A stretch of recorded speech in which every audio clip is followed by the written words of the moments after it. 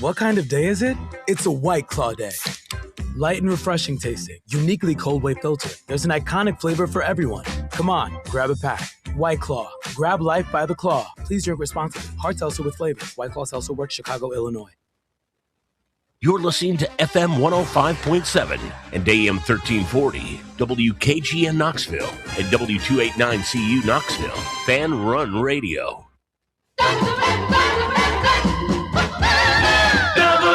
WKGN 1340, go Vols! You're tuned in to East Tennessee's premier sports radio call-in show. This is The Drive.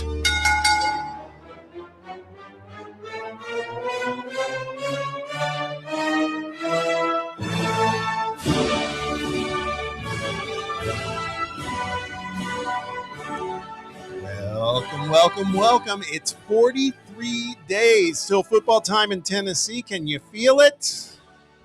We sure can here, where we're coming to you live from the White Claw Hard Seltzer Studios of Fox Sports Knoxville Fan Run Radio. It's The Drive. I'm Bob Baskerville running this thing again while Russell gets a little downtime for a long weekend. And as always, joined by Bear and Walker Smith to bring you some positive end-of-week vibes. We always appreciate you joining us however you choose to do it, whether it's old school on the radio, AM 1340, 105.7 FM, or if you're watching us live on the Fan Run YouTube channel, Fan Run TV, or on X, or maybe you check us out later. Maybe you time shift your stuff and you're checking out our podcast wherever you listen to your pods. We're available there, by the way. We can't thank you enough for making us part of your day. Hey, we got a good one for you today as the football talk starts to ramp up.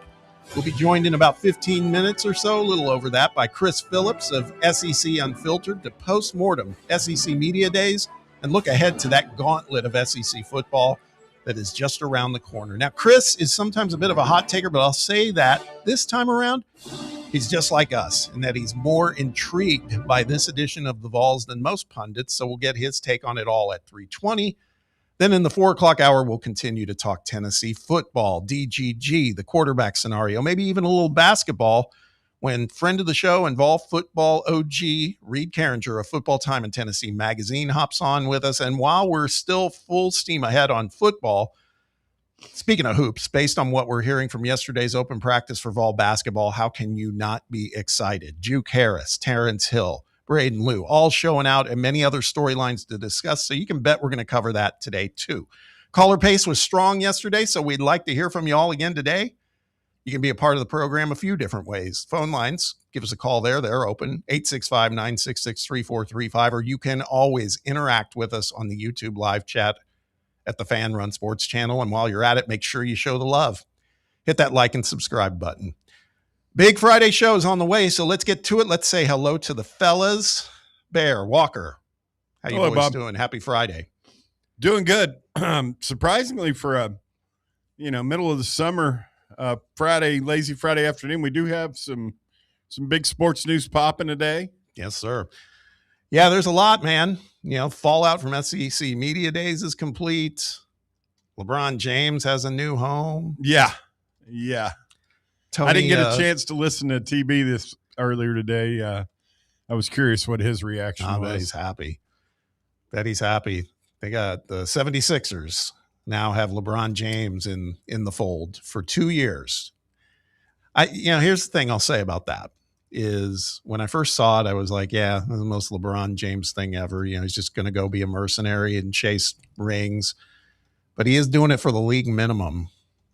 But he's a billionaire. No, I know, but at least he's not turning it into a money grab. He did pick one of the most talented rosters in the league. So this would be the starting five. Check me on this, Walk. It's it's presumably LeBron, Jaylen Brown, Joel Embiid if he's healthy, Tyrese Maxey, and VJ Edgecombe. That's like maybe that's maybe one of the best starting fives like in decades, really. I mean, it's the best in the East. Yeah, for sure. Yeah, better than I never realized this was a nickname for this team, but the Heatles. Yeah, that's good. What team is that? When the Heat had their super team. Yeah. Oh, I'd never heard that nickname. I hadn't either, but the Heatles, I guess the Beatles. And I don't know if it's better than that team because God knows how many games Joel Embiid will actually play. God knows how many games LeBron will actually play. And also VJ Edgecombe, it will be his second year. So it will just be like, how will they gel? But if everyone plays, I don't know if it's quite like the super team that Brooklyn built back in the 2020-2021 year with Kevin Durant, James Harden, and Kyrie Irving, but it's got that kind of big names. Those kind of big names going to one team, it always raises eyebrows. And not for nothing, this guy's not going to crack the starting lineup, but by the end of the season, I think this guy could be a significant contributor. They got a certain rookie, LeBaron Philon, on the roster. I heard he did really well in Summer League. Yeah. I mean, they got a lot of guards. Yeah. They do have a lot of guards, and they don't really have a backup plan for Embiid if he gets hurt, and that's inevitable, right? I mean, he's going to miss games. But I mean, LeBron, their backup center.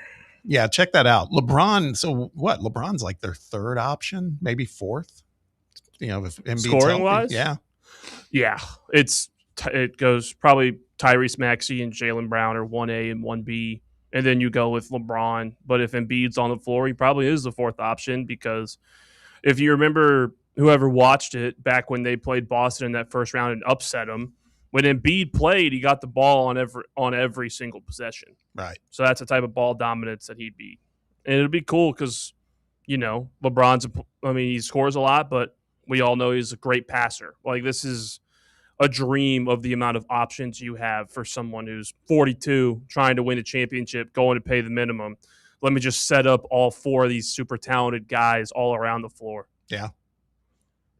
Yeah. I was a little surprised. I mean, I knew the 76ers were in the mix. I really was convinced he was going to go back home to Cleveland and finish up his career because he said this is his last decision. This is it. Yeah. He's done. He wants one. How many rings does he have? I believe 4, right? 4. 2 with Miami. 2 with Miami, 1 with Cleveland, 1 with Heat, or Lakers. 1 with the Lakers. So, yeah, he's got 4. I think he's been to 10 finals, something along those lines. Yeah. But, yeah, he's looking for his 5th. Yeah. Rhonda Hart Vols on the live chat asked, any news on Dalton Connect? It's like, sadly, no. He's still stuck in purgatory. I'm afraid he's become kind of irrelevant at the moment. I hate to say that, but until he ends up on a different team, I think he's going to stay in that purgatory. Wonder when they would move him. I don't know. Well, I'm sure they're feeling they got to get something in return. And he fits the profile of what the Lakers are building right now. Yeah, but they keep bringing guys in. They signed somebody else this week. Can't remember off the top of my head, but I saw it and I was like, it's yet one more player they've signed. Bigger question is, do the Lakers keep Bronny? They just signed him to that guaranteed deal. It's not a bunch of money in NBA terms, though. He will be in the G League, probably. Can't imagine we'll see him very much. No, I wouldn't think so. Maybe now that they don't have to play Bronny, Dalton could get some of those minutes that Bronny was getting. Yeah. Could be a little bit of an opening there. We'll see. By the way, this happened right before we went on air. I don't even know the details. I'm sure Walker will set us up by the time we get top 4 at 4. But Tony Romo. Yeah, it just came across my desk as we were about to come in here. It looks like not a great situation. We will be monitoring it closely. What's going on with Tony? He might have gotten pulled over under the influence. Yeah. Take him to jail. Hear him talking to the refs. Okay, check this out. Like what he always does with Jim Nance, yeah. It's a scourge. Yes. On our society. So take him to jail. Fallout from SEC Media Days is almost complete. Like I said, in the next segment, we're going to be talking about it with Chris Phillips of SEC Unfiltered. But the preseason conference predictions have come out. Vols were picked as the preseason 8th best team in the SEC, which kind of computes. I've been seeing a fair amount of that. I don't think that's where we end up, but I understand why we're there right now. 4 Vols picked as preseason all SEC selections. Deshaun Bishop, David Sanders, Wendell Moy, Really? Arian Carter. Yeah. Kind of surprised. One of the receivers did? Yeah. No Staley. I think they just know because it's the quarterback. It's kind of what that's fair. We were saying yesterday. Someone asked, hey, why is Braylon Staley not getting so much more hype heading into the season as the SEC player, the SEC freshman of the year last year? Well, because we don't know if who's going to be throwing him the ball is going to be good enough to make him a SEC first teamer, SEC second teamer. Yeah. I feel like we will. I mean, if we don't, it'll be the first time under the Heupel era that we haven't had good quarterback play. Yeah. Man, By the way, Pete Thamel puts out a post yesterday on X. Did you see this? It was praising Josh Heupel, but I'll have to track it down. But he's the opening line was in his 8 seasons as, I guess maybe he didn't really specify. It made it sound like Tennessee, but maybe that's his 8 seasons as a head coach counting UCF. Yeah, because he was 2 down there, right? Yeah, so this would be his 8th coming up as a head coach. Or 5th here. 6th here. It's really not that long for some of these coaches. No. 8 years in coaching? As a head coach. As a head coach. Head coach. It's pretty good. No, it's not bad. It's pretty good, really, like you said. Here it is. Yeah, he didn't specify Tennessee, but the way he wrote it led me to think Tennessee. Thamel said there's optimism around Tennessee's football quarterback derby, as it's a familiar scenario for Josh Heupel. The results tend to be inevitable. In Heupel's 8 seasons as a head coach, his teams have been top 20 in total offense each season and top 10 in scoring offense in 6 of 8 years. It's pretty good numbers. That's what I'm saying. Like whoever it ends up being, barring something, knock on wood, catastrophic happening if everybody stays healthy. It's maybe wrong, but I'm just going to assume we're going to have adequate quarterback play. Yeah. Adequate to solid. And I don't know, Faison, one of these freshmen may shock the world and be the real deal. Yeah. Yeah. And it may not be right off the bat. But if you look back last year at Arch Manning, I mean, Arch looked terrible at the beginning of the year, but midway through the season, something clicked. And then that last month of the season, he was like locked in. Yeah. So, on the live chat, Bella the Vol 17 says, if we assume Faison Brandon is a top 5 quarterback in terms of passing in the SEC, feels kind of lofty, but never know. And our defense is 30th in points against per game. What's our record? I would say then that would enter the conversation. Maybe you're a 9-3 team. Yeah. Lean 8-4 because the schedule's so hard. Yeah. One of the things, and we'll talk with Chris about this in the next segment, we talked a little bit about it with Jake Crane yesterday. For once, Texas got a good, tough schedule, man. It's about time. I feel like they've gotten the benefit of the doubt their first couple of years in the SEC. Yeah, especially SEC schedule-wise. Did you see him getting ran if they underachieve this year? Who, Sark? Yeah. Well, I do think for how much money they've. What is he really? I mean, I know he's gotten them to the college football playoffs a couple of times. I mean, he's a good coach. I don't question that, but I don't think he's far off a Heupel. No, I don't. It's kind of like maybe a click above what Heupel's done. Really, yeah, that's about it. He's a good coach, not a great coach, and I'd say the expectations are fair now for him. Well, it's all about winning the games on the small margins. I mean, you look at Sark at Texas. He's made 2 SEC championship games, lost both of them to Georgia in kind of slug fashion where Georgia just kind of out-muscled them and out-willed them because that's what Kirby Smart does to teams. Then he has made the college football semifinal twice, lost to Ohio State on that freak fumble 6 by Ohio State towards the end of the game. And then who'd they lose to last year? They didn't make the playoffs. They didn't make the playoff last year, so just the one college football semifinal. They lost to Florida. I think that's what did them in last year. Yeah, that's right. I remember that Florida game was weird. Yeah. So it's all about just winning that extra game. Yeah, they had no business losing that Florida. That Florida team was god-awful. So bad. Speaking of, again, another remnant from SEC Media Days discussion, did you see what Chris Doering said about our receiving core? Said that, I forget the term. It was something like kind of average is what he said. He said He's a Gator. Yeah. What do you expect? Loser. Said they haven't been good for a few years now. Haven't been good for Like, a few years. Last season, compliments of GBO Kyle Beach, we had 3 receivers with over 800 yards. There was no other team in the SEC that did that.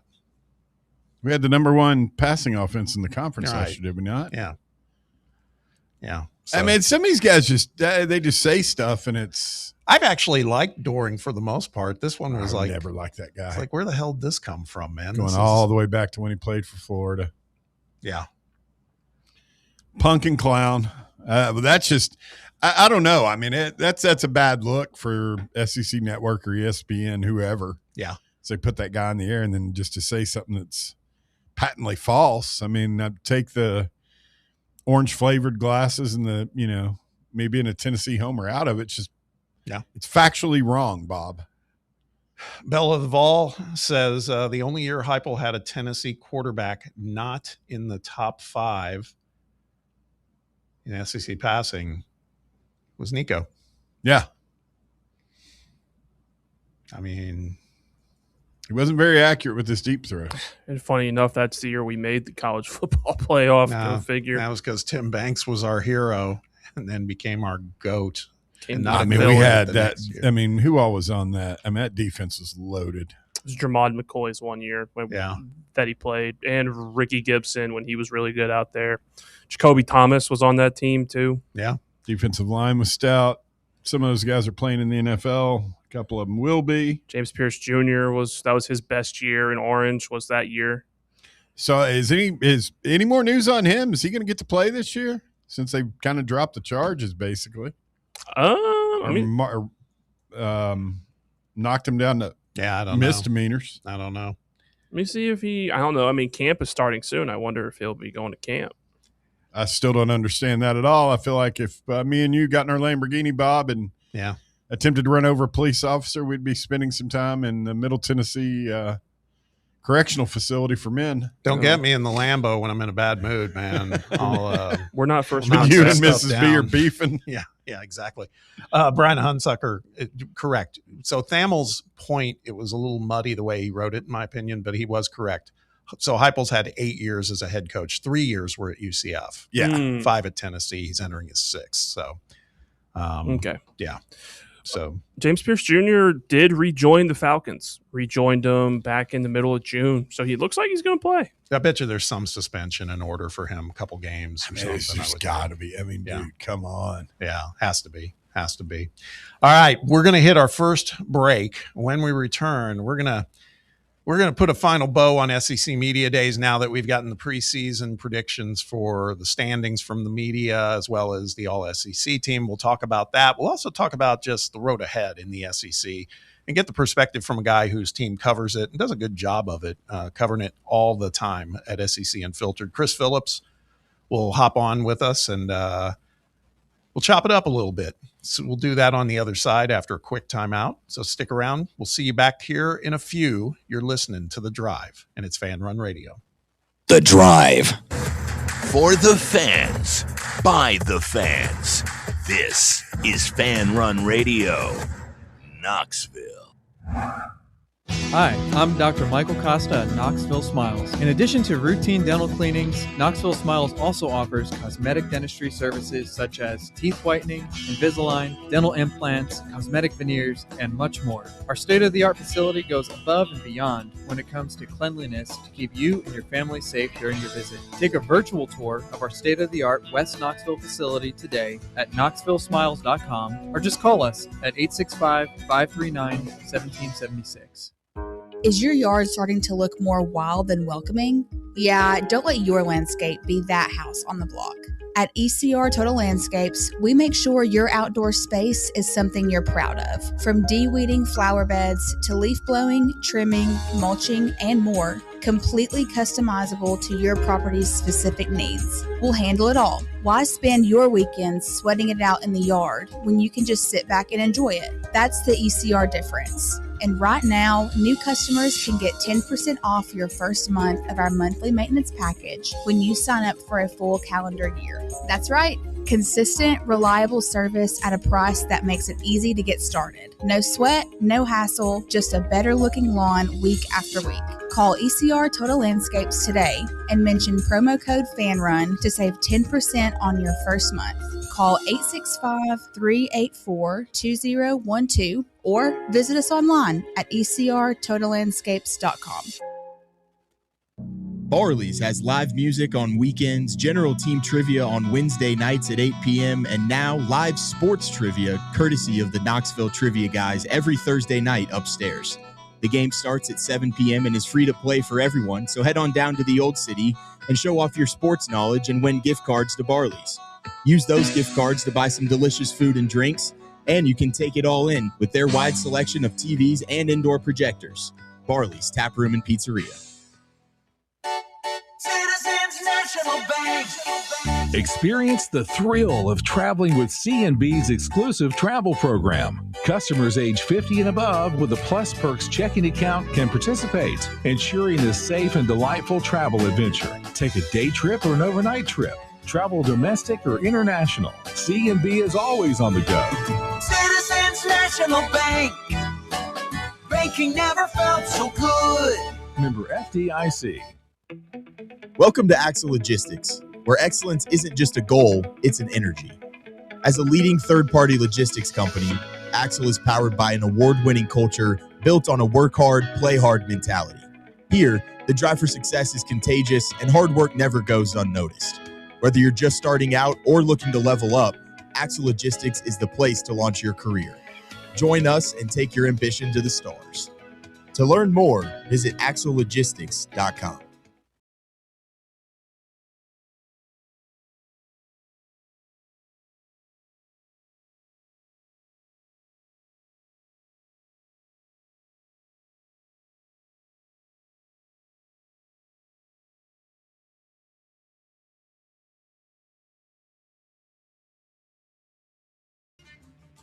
What's the line from that Semisonic song? Every new beginning starts with some other beginning's end. Is that right? Did I get it right? Yeah, man, I hate that song. I love it. Sorry, I worked in bars forever, and that's so overplayed. But SEC Media Days is done, is the point, which means the countdown is on. We still got about 6 weeks till football gets going. So there's a lot of talking season left, but a lot of things starting to take shape, and some things I think we learned, believe it or not, even in SEC Media Days, and wanted to get some perspective from a guy who he and his team cover the SEC round the clock all year round, whether it's football, baseball, basketball, you name it. Chris Phillips with SEC Unfiltered. CP, how are you, man? It's been a while. Bob, I'm doing well, man. It's good to hear from you. Good to see you. First time we've done video, I think, ever. So, yes, sir. SEC Media Days in the books. Dust is settled in Tampa, obviously. Happy we got through it. And, I mean, listen, for us, it feels like college football season started the moment the final pitch was thrown in Omaha, and certainly after the July 4th holiday was behind us. So we're deep into it now, ready for fall camp and pads to start popping. And, you know, once we get to August 1st, obviously the month of August brings football. So, yeah, really excited for it and excited to chat with you once again, my man. Absolutely. So let's, we've for sure, you can imagine, we've been going back and forth on this over the past couple of days. As each day passed, we saw some new things. I thought it was interesting that, you know, I think we all had the belief of SEC Media Days, get ready, settle in for a bunch of coach speak. And there is that, of course. But there's a lot of new coaches, man, and they're in there trying to kind of plant their flag too. And we saw a lot of that. What was in your mind, who won SEC Media Days, and maybe what was the biggest thing that you saw or heard this week that maybe you weren't planning on seeing or hearing? Yeah, and Bob, we asked that question as well, but it is funny, right? Because I'm a big believer that you don't win and lose games at the podium in July, right? Those are done on the field, but it's a great opportunity, listen, to make a name for yourself, sell your program, sell your vision, trajectory, whatever it might be. I think the winner of SEC Media Days. The person I walked away with saying they won Media Days was Pete Golding of Ole Miss. I mean, I thought the theme this year was we had a lot more coaches than I feel like I remember in years past that really let their hair down, that kind of let it all hang loose. We had a couple curse words flying at the podium, and Pete Golding, very genuinely authentic to who he is. He talked about tampering. I think he handled the Lane Kiffin questions really well. I don't know how he's going to do long-term there in Oxford, but I think you walk away from that as an Ole Miss fan really excited by what you heard. I mean, there were a number of takeaways, Bob, for me, though. And I think Kirby Smart has obviously established himself as the dean of the SEC. He's got that Nick Saban effect that when he speaks, you listen, right? He talks about 9-game conference schedule. He talks the SEC breaking away. He talks about his football team. Everybody stops what they're doing and they listen to him. The narratives that came out of Media Days. Is Alabama under the radar? Can Oklahoma or A&M challenge for an SEC title game appearance? Is a team like Tennessee, who I'm sure we're going to talk about, one of those underrated teams in the conference? What about South Carolina? You mentioned the first-year head coaches. Obviously, John Sumrall, threatening to throw a podium at someone stood out.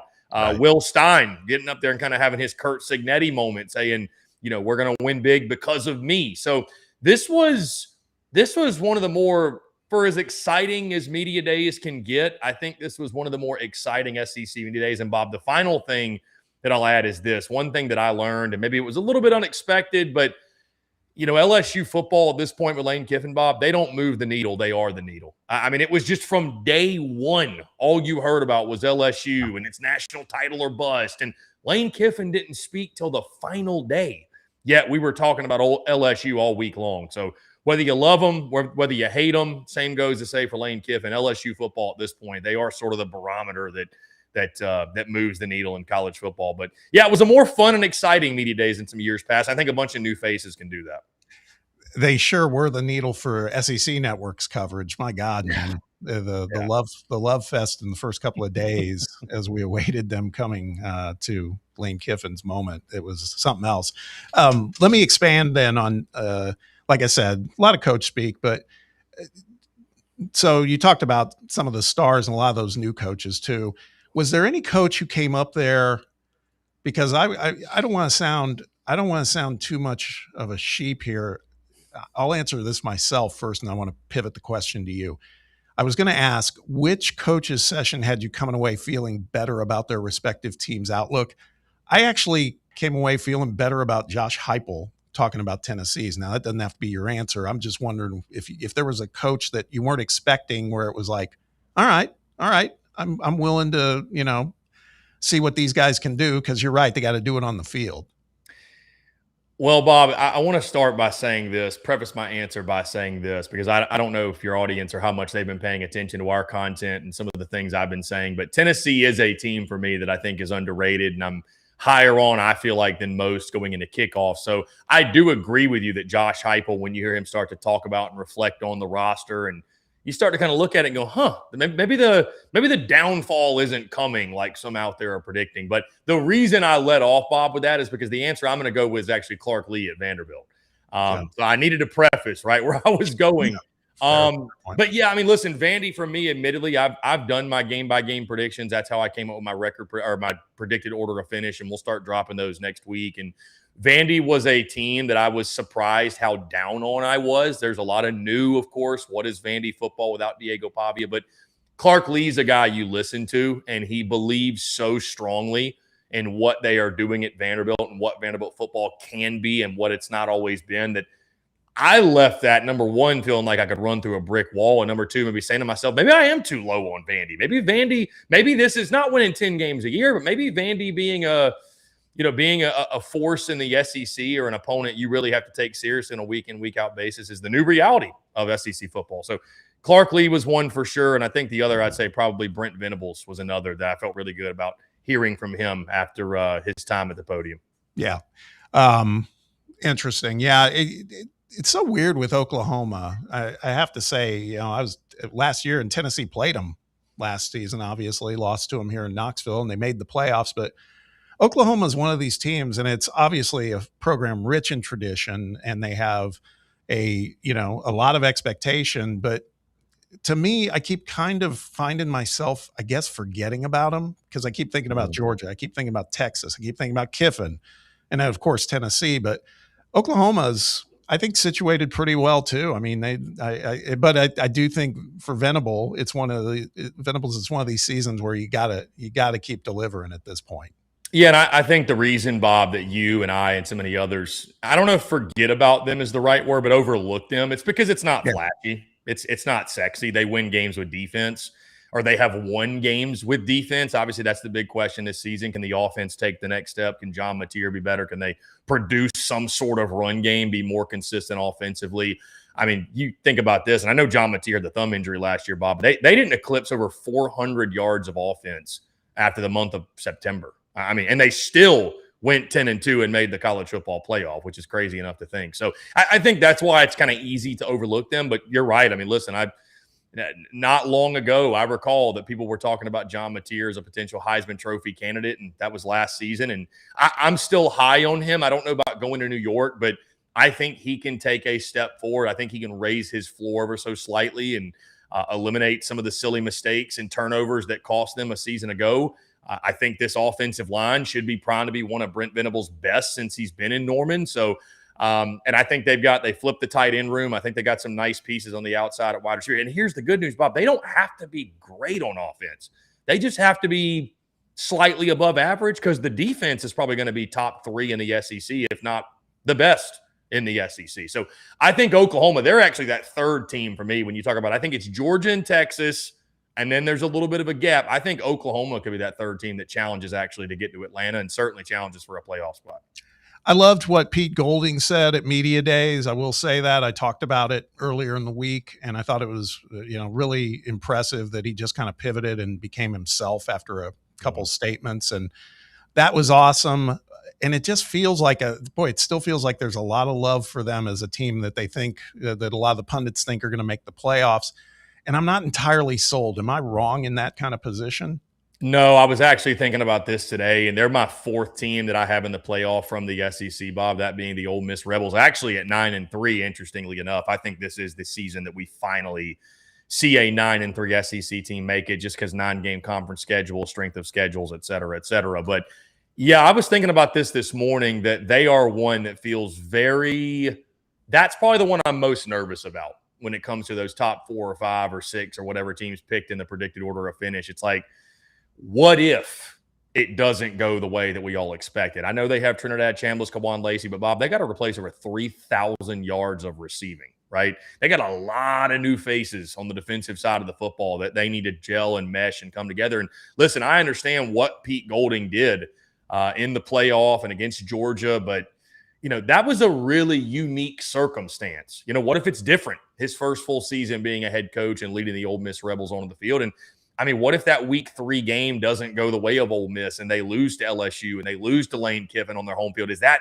that serve as like a demoralizing blow to the hopes of their 2026 season? So I think with Ole Miss, listen, you start with Trinidad, you start with Kawan Lacey. That's a great place to start. Those are 2 of the best players in college football, but there are just as many question marks around Ole Miss as I think there are known. So I'm giving the benefit of the doubt to Chambliss and Lacey, and I think they've still got a lot of talent on that roster, but I don't think you're wrong at all in doubting them. And they're one of those, I think they're probably the pick I'm most nervous about at the top.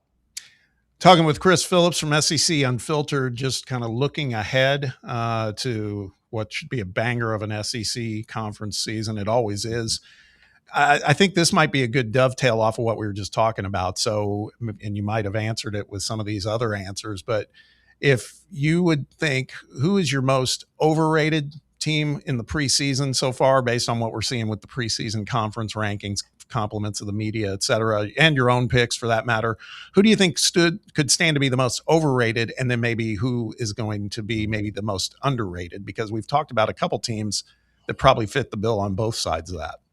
Well, Bob, I think at no fault of their fan base and the expectations that they have set, I think this is more media-driven. I think the most overrated team going into kickoffs, the LSU Tigers. To have people sit there and tell you with a straight face at the SEC network desk that it is national championship or bust for LSU in year 1 of Lane Kiffin, it is preposterous, bordering on the line of irresponsible for people to go out there and say that. I mean, it really is, man. Like, maybe I haven't adopted to the times, Bob, but I still think when you have year one of a new head coach, there's a lot of moving pieces, man. It's a lot more than even just a new roster, which they have 50 plus new players, I should say. It's changing a culture, right?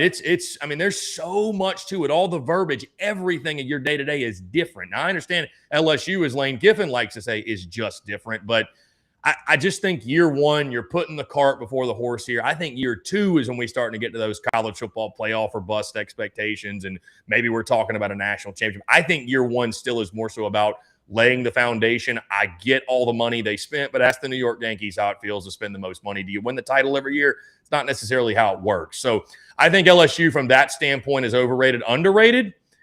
Listen, Bob, I'm not just saying this because I'm on your show, but I've been riding Tennessee all preseason. I think Tennessee is one that, I think Josh Heupel's raised the floor. I think we can all agree on that since he took over. Tennessee football is the best it's been since probably the Philip Fulmer days after they went through that decade and a half or so of darkness. I mean, I think Tennessee, though, here's what you're essentially asking me. I know there's questions on defense at edge rusher after the Chaz Coleman thing, right? But I think they're old and experienced at linebacker, and I loved the addition of Jim Knowles. How quickly does it all click?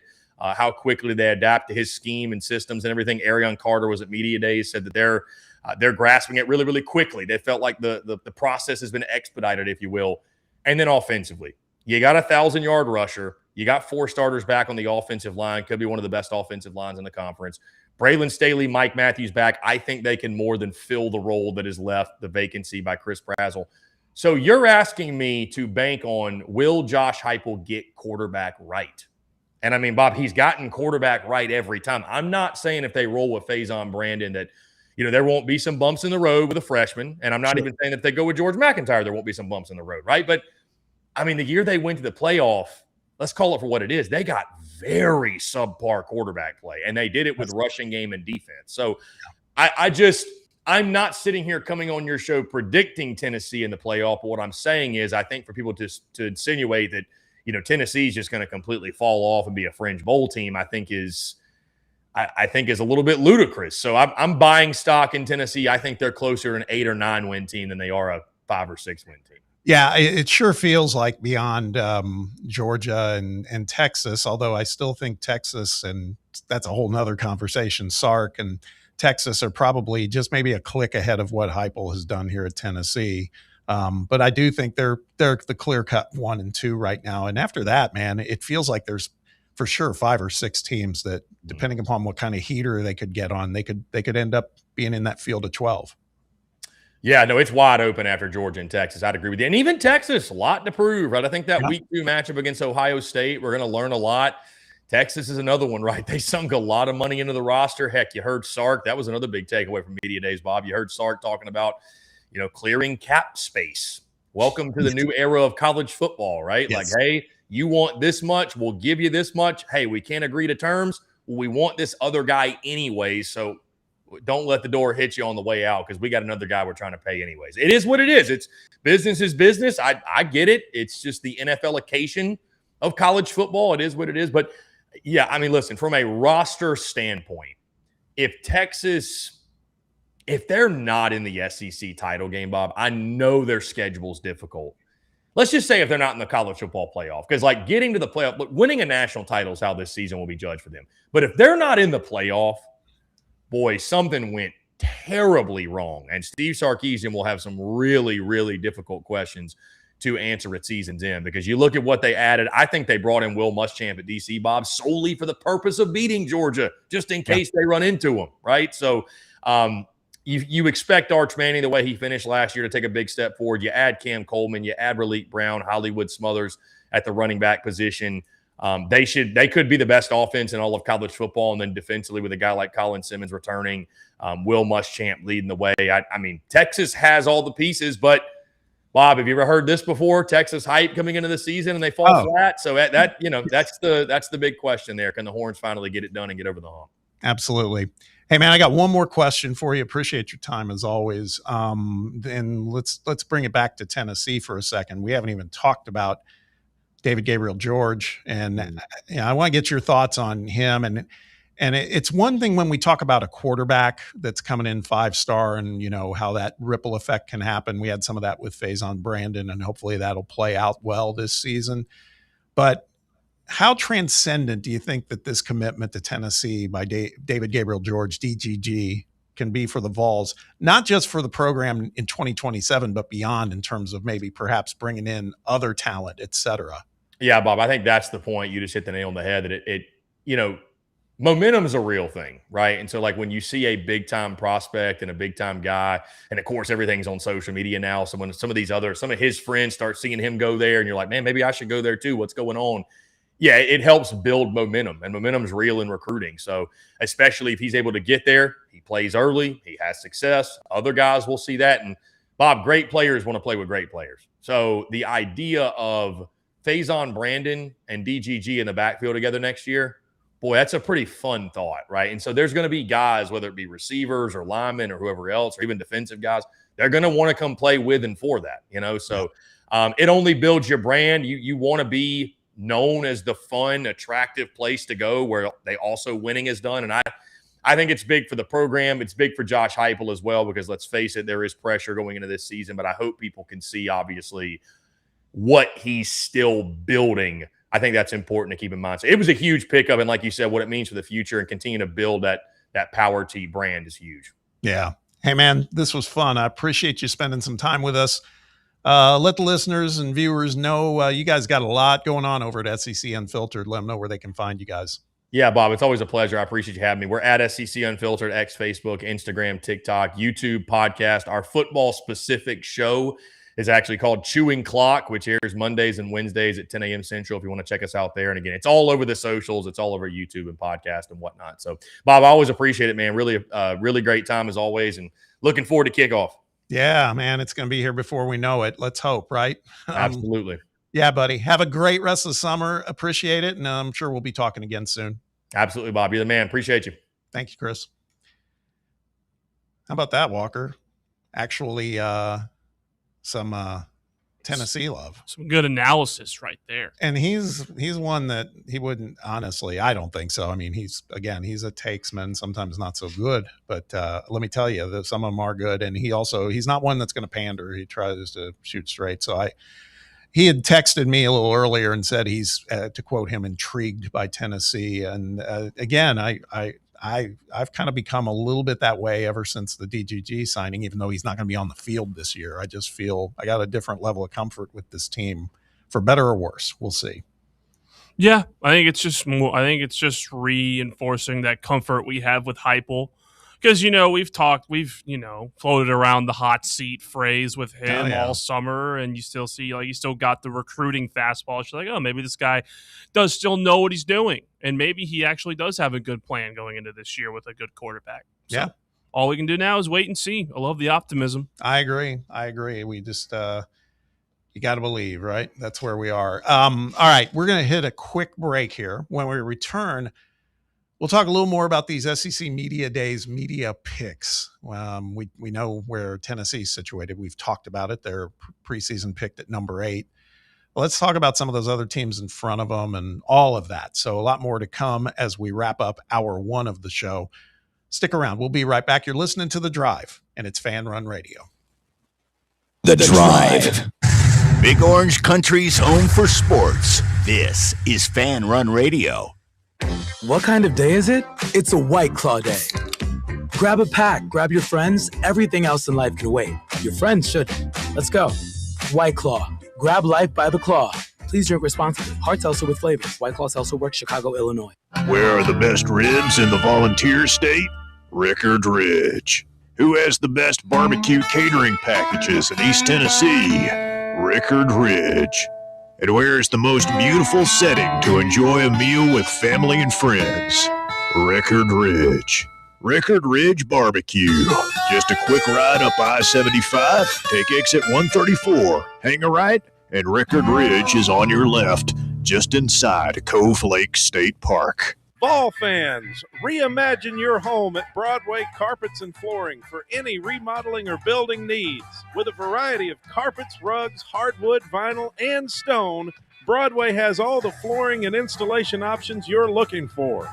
including pet-resistant products like Pet Perfect Carpet from Shaw Floors. Visit their showroom in downtown Knoxville or the location in West Knoxville located on Kingston Pike near Pellissippi Parkway today. Blackford Veterinary Surgery Referral specializes in surgeries not regularly performed by your pet's general veterinarian. They're currently accepting referrals from vets all across the country. With their newly renovated state-of-the-art surgery center and highly trained staff, clients can rely on professional and thorough care. If your vet says that your pet needs surgery or rehab, ask for a referral to Blackford Vet and let them get your best friend back on its feet. Located conveniently in West Knoxville. For more information, visit blackfordvetsurgery.com. We really need to get some branded stuff. Shirts, hats, promo items, something professional. I mean, we could just find a website and order a bunch of it ourselves. You could, but you're taking a big risk. You don't know the quality, the fit, the timeline. It's a roll of the dice. Yeah, I guess, but isn't that how everyone does it now? Not the ones who actually care about how their brand looks. Look, if we're putting our name on it, it needs to be done right. We need SM Athletics. SM Athletics? Yeah, they specialize in working with businesses like ours. Apparel, hats, promo gear, but real, customized stuff. They actually care if it turns out right. Probably a lot better than getting stuck with 100 t-shirts with crooked logos. Exactly. Plus, they'll walk you through everything. Sizing, colors, material, so it matches the image we're trying to build. Makes sense. What's the name again? SM Athletics. Trust me, if you want to look like a real company, not a flea market stand, this is the move. If you're serious about your brand, work with people who are serious about getting it right. SM Athletics.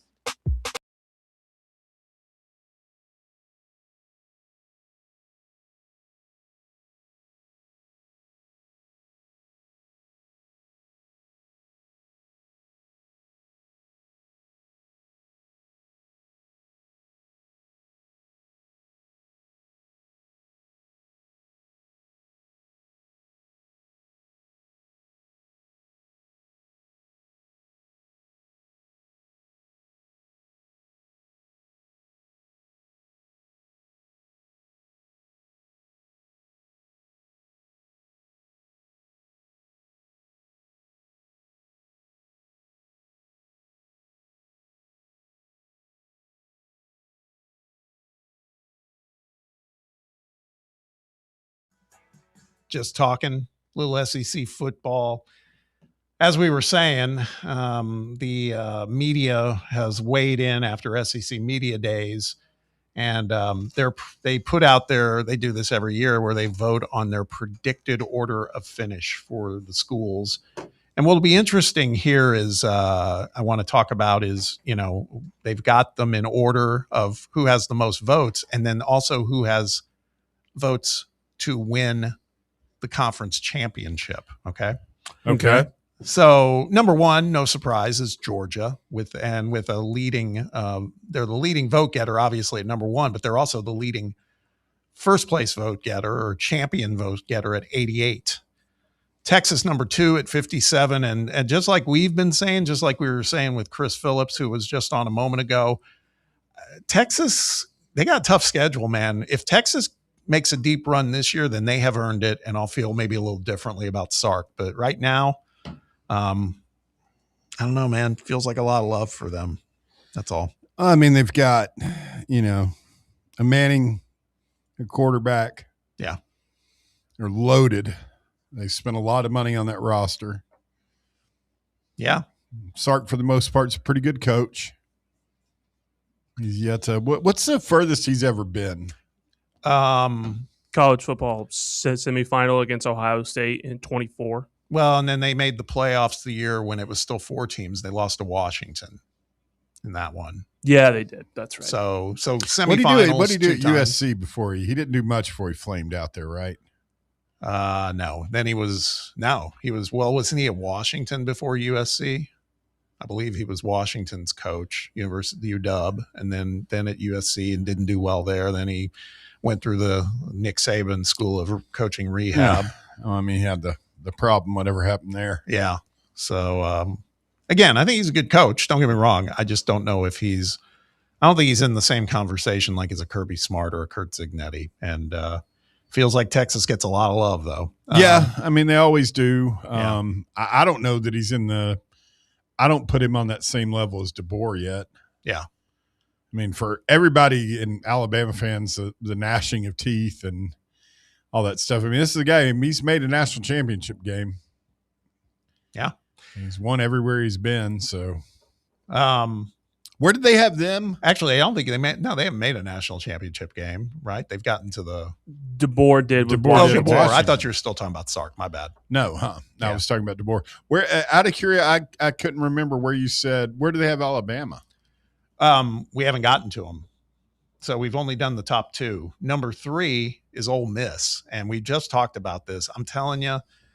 I believe it when I see it. Yeah. Man. All the feel good stuff about Pete Golding. I'm kind of rooting for him because of the blank storm that he took over. But I'm not sure. I'm not sold. They had 6 championship votes, SEC champion votes. Ole Miss did? Yes. Texas A&M 4th with 5. Now, we didn't talk about this, but hats off to Mike Elko.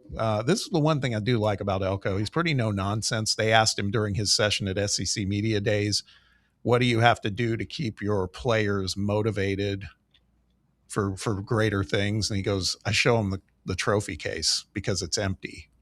I saw that quote. It was pretty sweet. That's all he said. I was like, good answer. Love that. It's a good answer. But they're number 4, LSU 5, and I'm absolutely down. It looks like some of the listeners agree as well on the topic of LSU. There's just a lot of love there. And it's all the things we just talked about in the last segment. New coach, new system. Sure, they got a lot of talent, but I could easily see them going 9-3, 8-4. I really believe that, which I'd be there for. We got to beat them in Knoxville, man. We have to. Alabama is number 6. Okay. Those people cannot be happy about that. Probably not. With 3 championship votes. Oklahoma, number 7 with 2 championship votes. I kind of agree that Oklahoma could easily be ahead of 2 or 3 of these teams when it's all said and done. They just kind of get it done. It's not pretty, but it works. Then you got Tennessee at 8, Florida at 9 behind us, which is as it should be. Eli and Missouri at 10.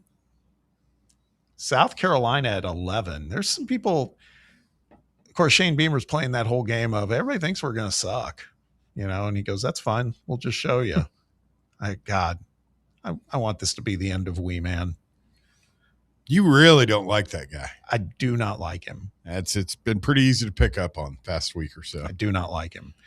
I just don't love the emotion, I'll cry at a card trick vibe he always gives. I mean, my hatred goes back to Cockgate.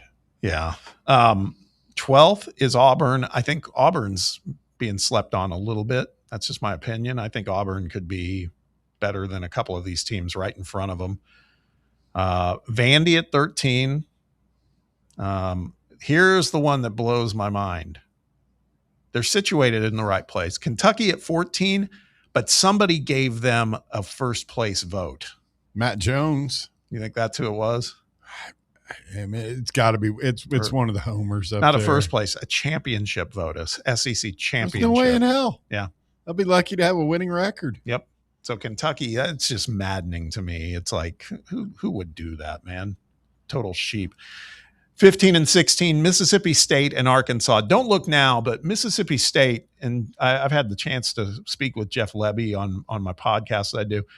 I like Lebby, and I think he's got some players more so than people think down there, but he's going to have to win 5 or 6 games to save his job, minimum. And that's going to be a hard deal for Mississippi State. They got that Fluff Bothwell guy. Remember him, the running back? That guy's a stud. But do they have a quarterback? They do. I want to say his name's like Macario Taylor. He just started to emerge late last season as a freshman. He's very good. They brought back Zach Arnett to run the defense, which was a good move.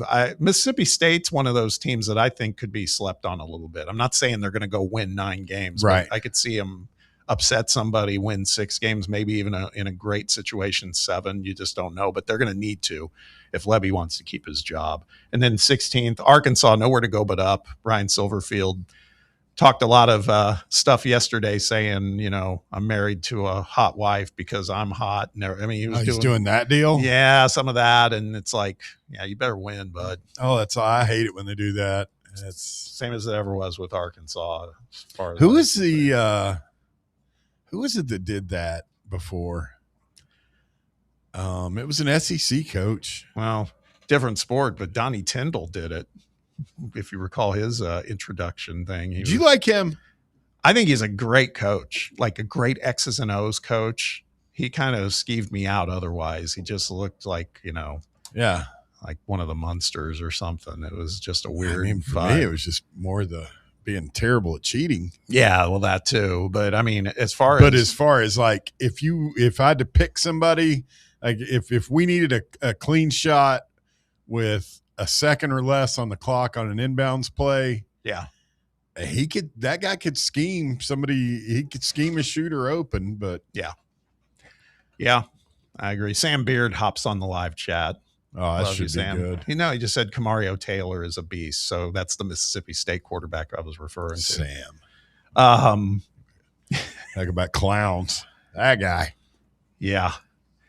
Yeah, exactly. We've apparently got, I love how these people hop on our live chats that are from other schools. It's like, don't you have your own, man?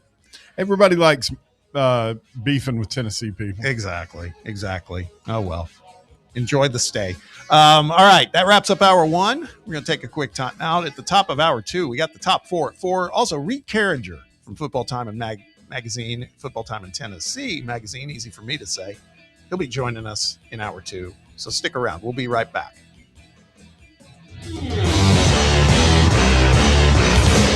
The Drive. Fan Run Radio, the flagship station for Tennessee fans. This ain't no wishy-washy, limp-wristed, kale-eating, half-ass sports radio station. We're your in-your-face, truth-telling, say it loud, flag-waving, face-painting, hardcore, bring the noise, causing a ruckus, don't give a damn sports station. Sports talk that doesn't just hang up and listen. For the fans. This is Fan Run Radio. Get some. Only 3 homestands remaining for your Knoxville Smokies. Some of the best promotions are still to come. Join us next week for a jam-packed week with all-you-can-eat Wednesday, Knox Vegas Thirsty Thursday with half-off draft beers. On Friday, let's continue the fight against breast cancer by painting the park pink. Saturday, we honor one of the founding members of the Negro Southern League, the Knoxville Giants. And Sunday Fun Day to end out the week. Get your tickets now at SmokiesBaseball.com. Knoxville Smokies. In a world filled with deadlines and screens, sometimes we forget the simple joys of life, days filled with special moments. At Inward Half, we understand the essence of these moments. Feel the difference between our breathable fabrics and flexible apparel as you disconnect from the hustle and bustle and reconnect with what truly matters.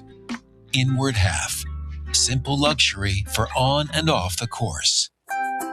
Are you ready for the start of a new season? Maybe looking for your team to go on a tournament run?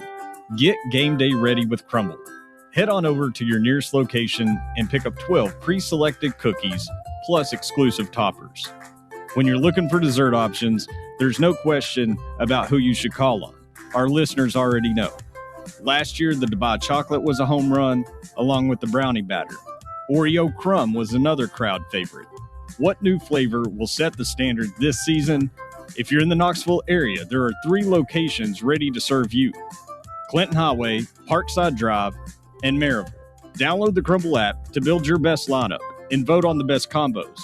You can even put your bid in to request a new flavor. Order in the app and slide on over to your nearest location. Tell them Fan Run sent you, and as always, it's for the fans, by the fans. Don't miss the cookies. Hey, Vols fans, Cody Brown here. I grew up right here in Tennessee and know what it means when someone says, I've got your back. That's why you can trust Farm Bureau Insurance of Tennessee. Whether it's your home, your vehicle, your family's future, or the business you built from the ground up, we will show up for all of your insurance needs. We are Tennesseans who understand what matters, which is doing right by you. Insurance is not all about just paperwork and policies, but it's about the people we insure every day. So if you want insurance that hits home, give me a call at 865-992-3871. Go Vols. You're listening to FM 105.7 and AM 1340. WKGN Knoxville and W289CU Knoxville. Fan Run Radio. Hey, Pack Rat. Yeah, you. Are you moving cross country and you just don't know who to call? Call us right now. Listen, you've probably seen one of our containers in your neighborhood, but did you know that we can help you move anywhere in the United States? It's real simple. We'll drop a container off at the location you tell us to bring it to. You pack up your valuable possessions at your leisure. They stay safe right in your home. And when you're ready, call us. We'll come and pick up the container and give you a scheduled date of when your furniture and the other possessions will be at your new home. So if you're moving across country or across town, be a Pack Rat. Join the Pack Rat family. Call Pack Rat right now for your free quote. See y'all later, Pack Rats. Call 800-965-1298. 800-965-1298. 800-965-1298. That's 800-965-1298. It's time for the Drive's Top 4 at 4. Welcome back. Hour 2 of The Drive on a Friday, TGIF. You got Bob Baskerville here with Bear and Walker Smith. Appreciate you spending time with us. Phone line's wide open, by the way, so hop on. Let's have a conversation. We had a lot of great calls yesterday. Phone number 865-966-3435. But before we get to all of that, got some headlines to catch up on. We call it the Top 4 at 4. Walkman, hit it. At number 1, Tennessee football was picked to finish 8th in the SEC this season in the preseason media poll at SEC Media Days. The Vols received 1,320 points in the poll and finished just ahead of 9th place Florida. Georgia was picked to win the league just ahead of Texas. Ole Miss was picked 3rd, A&M was 4th, and LSU was 5th. That was interesting. I don't... The whole LSU deal. And I think that our guest, God, what can I... His name is escaping me right now, Bob. I'm having a senior moment. Chris Phillips. Chris Phillips was talking about, the national championship or bust for LSU. I don't know that I see that happening, bud. No, I mean, I think what he was getting at, and I saw it too, was the SEC network. That's what some of their analysts were saying. And it's just, I think that's crazy talk, man. Not going to defend Lane Kiffin here, but that's almost unfair expectations. I mean, that's a great program and a lot of talent, a lot of money. But I don't know, man. I don't see that happening. Yeah. I've never wanted anybody to fail more than I want that guy to fail. Well, I'd like to get like a couple of years of the circus, getting to watch it from afar. I'm kind of tired of watching it, man. You said you were tired of watching it, but when we weren't involved with the drama with him earlier last year, you were a little jealous. You missed being involved a little bit. I missed the meltdown part of it.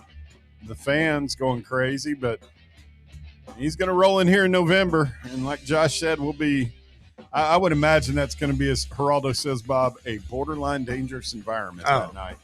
At least. That's got to be a night game, too. Absolutely. At least. They're all good and liquored up. Yeah. At number 2, the highly anticipated December 21st non-conference basketball game between Duke and Michigan has been called off. The game was originally scheduled to be played at Madison Square Garden, but a misinterpretation of broadcast rights forced the sides to attempt to move the game to Lone Depot Park, the home of the Miami Marlins. However, the broadcast rights issues remained, and all parties had to come to an agreement, ultimately forcing the game to get canceled. Yeah, and I think that Duke's already backfilled it, right? I think they're going to do a game against Texas Tech. Yeah. Which does not interest me a whole lot. Duke, Michigan would have been epic. I mean, it was last year. Remember when they played in like February and they played up in D.C.? I mean, this one was scheduled for non-conference like normal, but yeah. I mean, there was Michigan, who knows how they're going to be now that Dusty May's not there, but it was going to be one of the best non-conference games we could have gotten, probably. Yeah. It's a shame. Shame we lost it. We need more good college basketball games early. I mean, he did get. Speaking of Dusty May, I know he got. It was a NBA job, but how much do you think the turmoil up there played into it? Like, if he had the same situation that Coach Barnes has, like a healthy, stable administration and everybody, right? A healthy athletic department. I wonder if that decision would have been a little bit harder for him. Good question. I don't know. We just don't know how much ambition he had to be in the NBA. Some coaches, that's like their holy grail. There's other coaches like ours that they've never had that interest.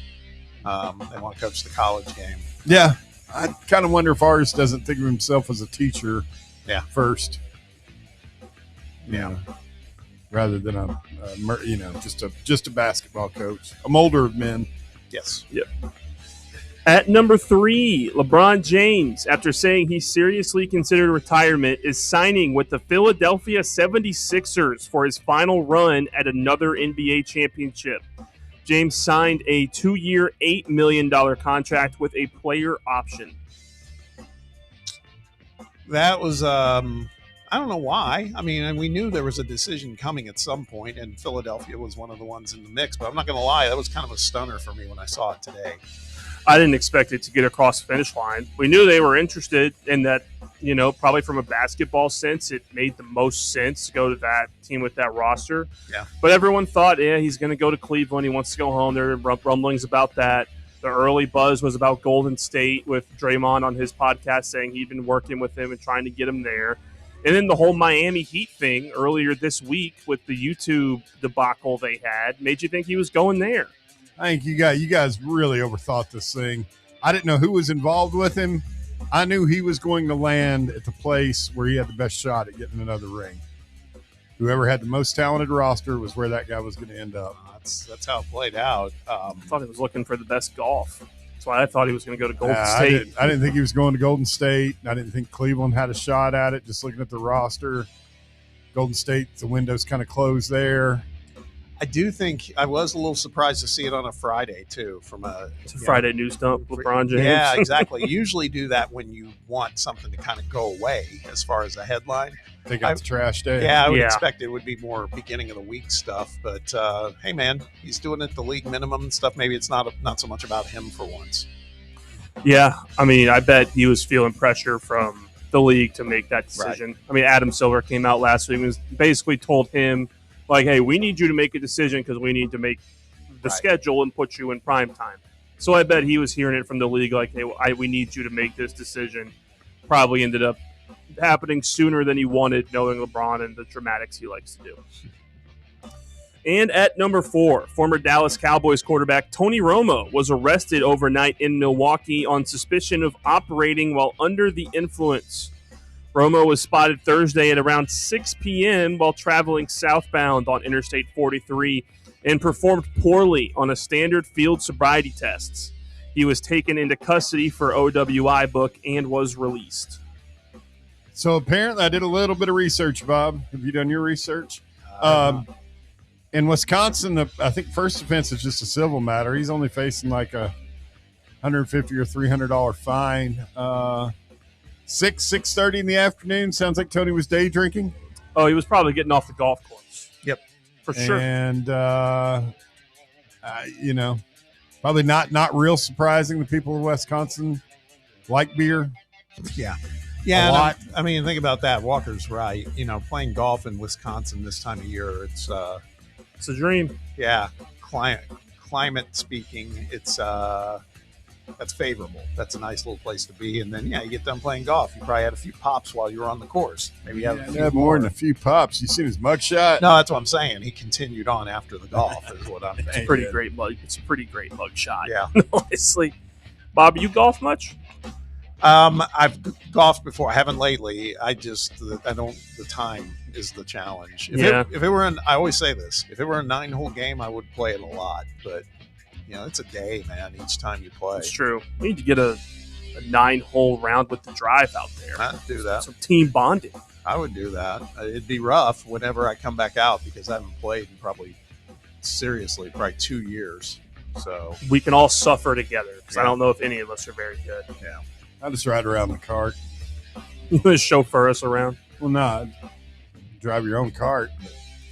So you're just going to be following us around in your own cart? Didn't you at the Fan Run Open? This was predating Walker. Didn't I you? was a rules. But did your cart tip?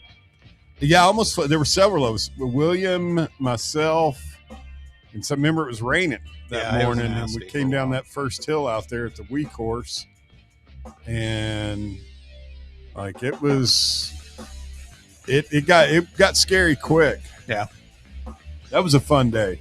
That was a very fun fan run day. You know, I wish I had gotten to do that. It would be fun. That's it. That was number 4? Yes, sir. All right. Well, that installment of the Top 4 is brought to you by our good friends at SM Athletics. We're getting ready. Before you know it, new month just around the corner. And once you hit August, then school's just around the corner, which means high school sports and middle school sports are just around the corner. If you need uniforms and things of that nature, you probably need to be on it already. If you aren't, these folks can help you. Plus, it could be if you're running a business, if you're affiliated with a church or another group where you need merchandise or apparel or any of those things. The folks at SM Athletics can help you. They do wonderful work.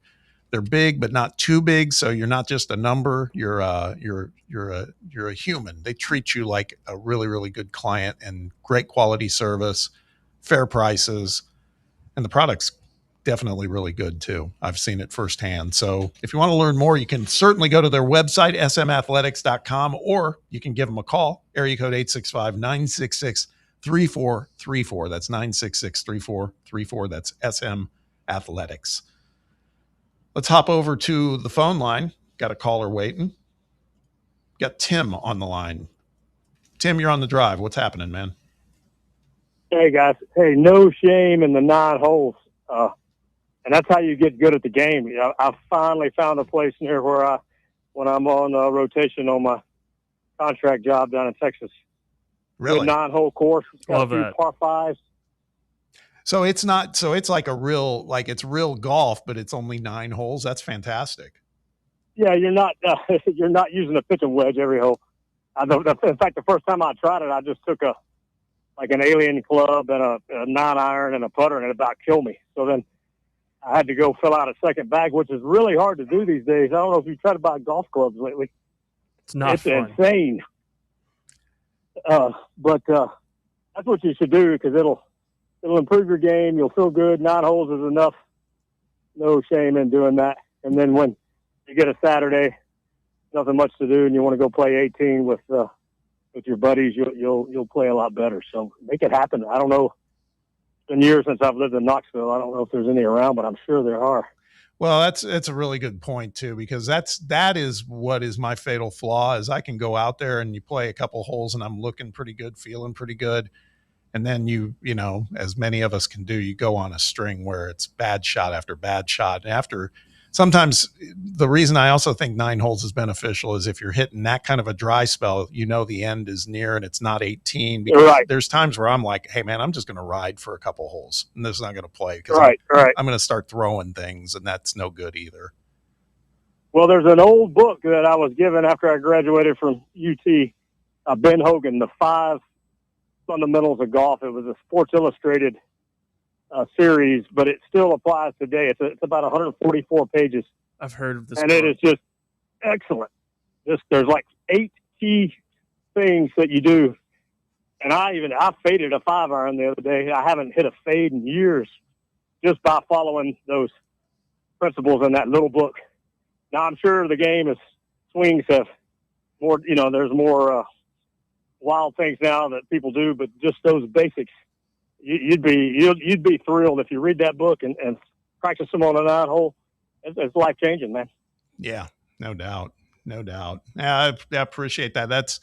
Now you got me thinking about it, Tim. It's like, why not, man? If I can go just endure 9 holes, who cares how bad it is? It is nice to get out there sometimes, particularly if it's with some buds who are, you can just have fun and maybe they're all similarly talented. Maybe some are a little better than you, but not going to. Yeah, and usually you can play by yourself. You just get a cart and because people don't go, and there's nothing worse than a driving range. That's just the worst. Yeah, I agree. I mean, so anyway, make it happen, man. I'll call back in a few weeks and see if you saw the light. I appreciate the recommendation, man. Thanks for calling. That's pretty good. We should make it happen now. I mean, we can just go do like a 9-hole pitch and putt over in Concord. Do that for like maybe an hour for $10. Yep. I haven't played golf in about 30 years. Seriously? Yeah. We got you right where we want you then. Like mid-90s. I can't swing a club anymore.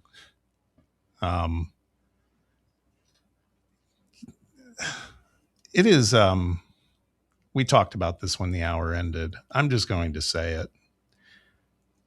For those of you from opposing fan bases that decide to hop on our live chats. I mean, are they still in there? I mean, you're giving them oxygen, Bob. I am giving them oxygen. All I'm saying is you're welcome to do it. But, man, it makes me wonder what your life choices are. If you're spending time to do that, that's all. That's all I'm saying. Everybody's welcome, but it's like I don't spend a whole lot of time. Now, I'll listen to a little Kentucky sports radio here and there. I have done that, but I don't go and interact on their live chats. But, hey, you do you. Whatever works for you. This guy's probably maybe bored at work today. It's Friday. He's waiting to get off. I guess. But, you could be a little more positive. Come to a Tennessee-centric show. Yeah. That's fair. Bella the Vols says, tough part of golf is that we are all capable of just striping one. Just tough to do it consistently. That's it, man. You go and have a couple rounds, or not rounds, but a couple holes. And that's what brings you back, man. You feel like, I got it. I still can't believe DeChambeau, speaking of striping one in golf, he was serious about trying to get the president to take away that penalty. He was also serious about not playing the next day after he got the penalty. I mean, the guy's he's a clown. He's a baby.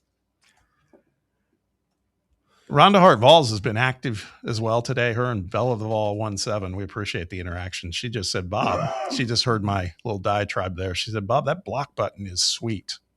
It's a good suggestion. Russell's anti-blocking. Really? Oh, yeah. He's a big First Amendment free speech guy. Yeah. Now that figures.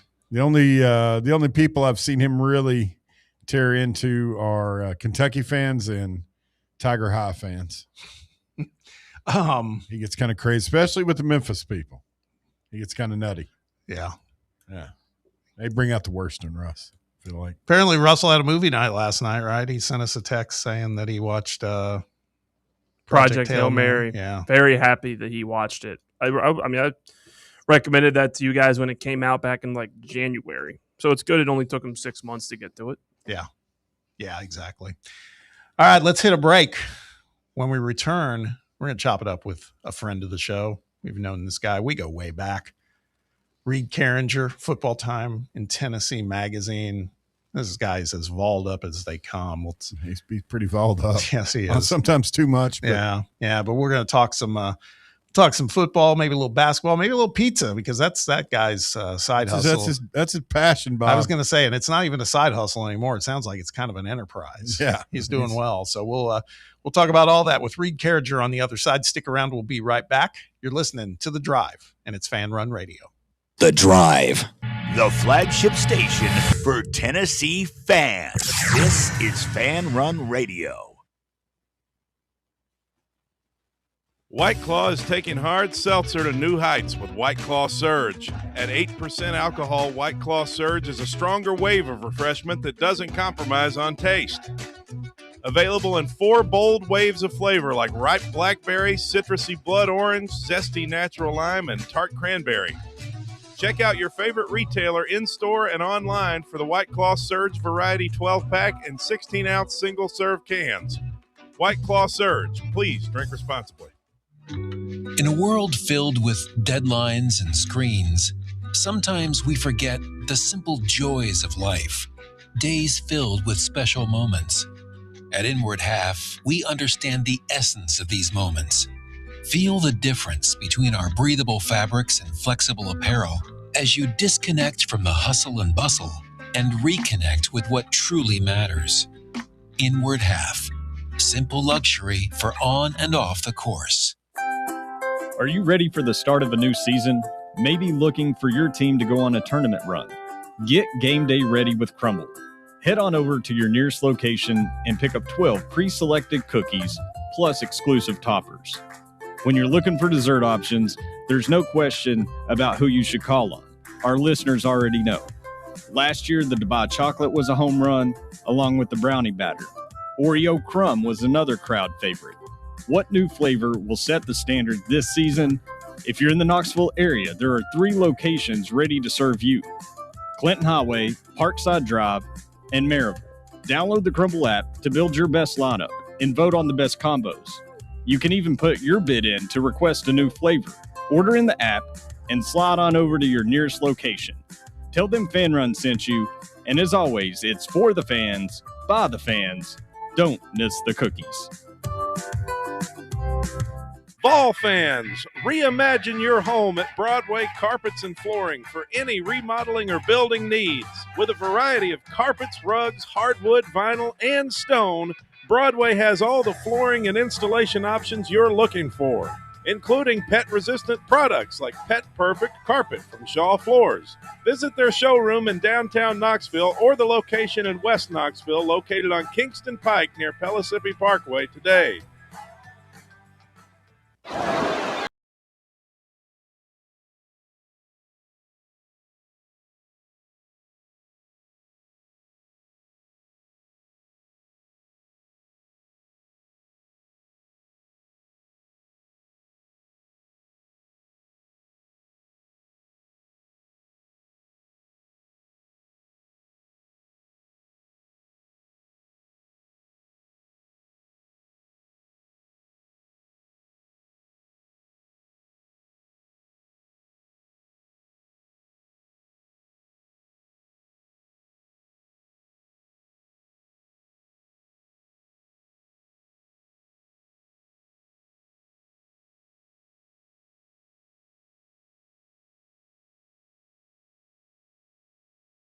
Had some good news. Just get you more lathered up for what lies ahead. And this is a guy who's going to join us now as a guest that is a Fan Run favorite. He stays lathered up. Well, you said that, I didn't. Yeah. But it's kind of real. But like I said, going into the break, we all go way back with this guy. We're all big fans of him, and also Football Time in Tennessee magazine. It's a long-standing staple in my household come this time of year. But this guy's very interesting because he does it all, man. I saw him on social media last week playing some guitar and singing and the Renaissance man, sounding good. Guy makes a mean pie. Does a lot. It's Reed Carringer who joins the program today. Reed, how are you, buddy? Gentlemen, it's great to be back. I don't know if I can live up to that intro. Well, maybe give us some free pizza and we'll call it even. Hey, I'm still lobbying for a Bear Bob pizza collab show. We need a pizza truck parked somewhere in a live remote. Yeah, we should workshop. Probably make that happen. I don't want to be anywhere near the oven until September, October-ish. It's nice and crisp outside. I'm going to try to take it slow coming up. Let's not book it in the next 2 weeks. Okay, and on that note, we'll get to the sports stuff here in 1 second, I promise. But you, around the 4th of July, you were doing a pizza gig in my neighborhood, and we actually had other plans that evening, dinner plans, so we didn't make it over. But I'm not going to lie, a contributing factor to that was it was like 1,000 degrees outside, as I recall. And how'd you fare in that? That is accurate. It was 99 in the trailer where I stand before I turned the oven on and opened the door, my little door to the oven. So yeah, it was roasting, brother. But we got it done. Good crowd. Had some people from that party show up to one of my pop-ups the next week to get more pizza. So there you go. I think it went well, other than almost having heat stroke. Well, that's a good bunch of people, so that's cool, man. I was glad you were able to to do it. All right, let's talk a little Tennessee football. The afterglow still remains for us over here after what we heard from David Gabriel George on Wednesday. And it is George, by the way. There's been a lot of clarification back and forth on that. And, even some of the highest credentialed people, that's not me, but, the Chris Lowe's, the Austin Prices of the world, and others were calling him David Gabriel George's because that's what they were told it was. But then Stephen Hargis, I think, confirmed it talking to DGG straight ahead. And he said, I'll take it either way, but it is George. That aside, how big is this? Because I've been talking about it the last couple of days, Reed, from the standpoint of we think about some of those big names that have come in the past, right? Whether it's Nico, Jalen Hurd, Bryce Brown, Peyton. I mean, it goes on and on. There were a lot of big names. I've just named a few. How do you feel this one with David Gabriel George stacks up? Because to me, this one is feeling different because I just feel like we're on a bit of a heater recruiting wise, and I think this will only help continue to attract more talent. I'm with you. I think it's been a while since there's been this kind of buzz. You can say Nico recently. I mean, Faison, Brandon. You got some five stars that kind of spiral into more 5 stars and highly rated 4 stars. So you've seen Heupel do well with recruiting momentum. Probably back when I worked for you, Bob, at RTI, we had a lot of really good in-state talent. You had that class. You had Jalen Hurd in-state, Derek Barnett. But really the biggest pull from that era ended up being the signing day flip of Joshua Dobbs as far as wins for the program. So it's not always the most acclaimed ones that result in the most wins. But you get some positive recruiting momentum going and you really just build on that. And I think you've seen Heupel be able to do that in the last several classes, really averaging around a top 10 class the last 3 years. Who knows where this class ends up, but that's about where you need to be if you're Tennessee, realistically. Going back, I think probably Bryce Brown was the one that had the most buzz. A lot of Kiffin talk in the first hour there, guys. But I think, not to bring up that era, but that was one, and Bryce went on to have actually an NFL career and had a lot of talent. I think that the sky is the limit for George. Locking down the in-state kind of recruit is huge. And I think going up against Ohio State is huge. And getting a kid that you don't have maybe some of the character concerns that you've had with some of your other kind of high-profile recruits of late. And by all accounts and purposes, I think I'm sure you saw that Stephen Hargis tweet about Eric Westmoreland, former Vol linebacker, assistant there at Baylor, saying this kid he's different. He's getting in bed at 8 o'clock, get up early to train, taking care of himself, and just very mature for his age. So Vols, no doubt, got a good one, I think, both as a person and as an athlete. Yeah, Westmoreland setting the bar high, man. He's also we've seen some pieces in the last week or two where he's been drawing comparisons for DGG to players like Jamal Lewis and Adrian Peterson and Jahmyr Gibbs. And I mean, this is some pretty lofty praise so far. And I agree with you. I think it's early days, but it feels like his DGG's team, his parents, his family, whoever's, his uncle who's handling him.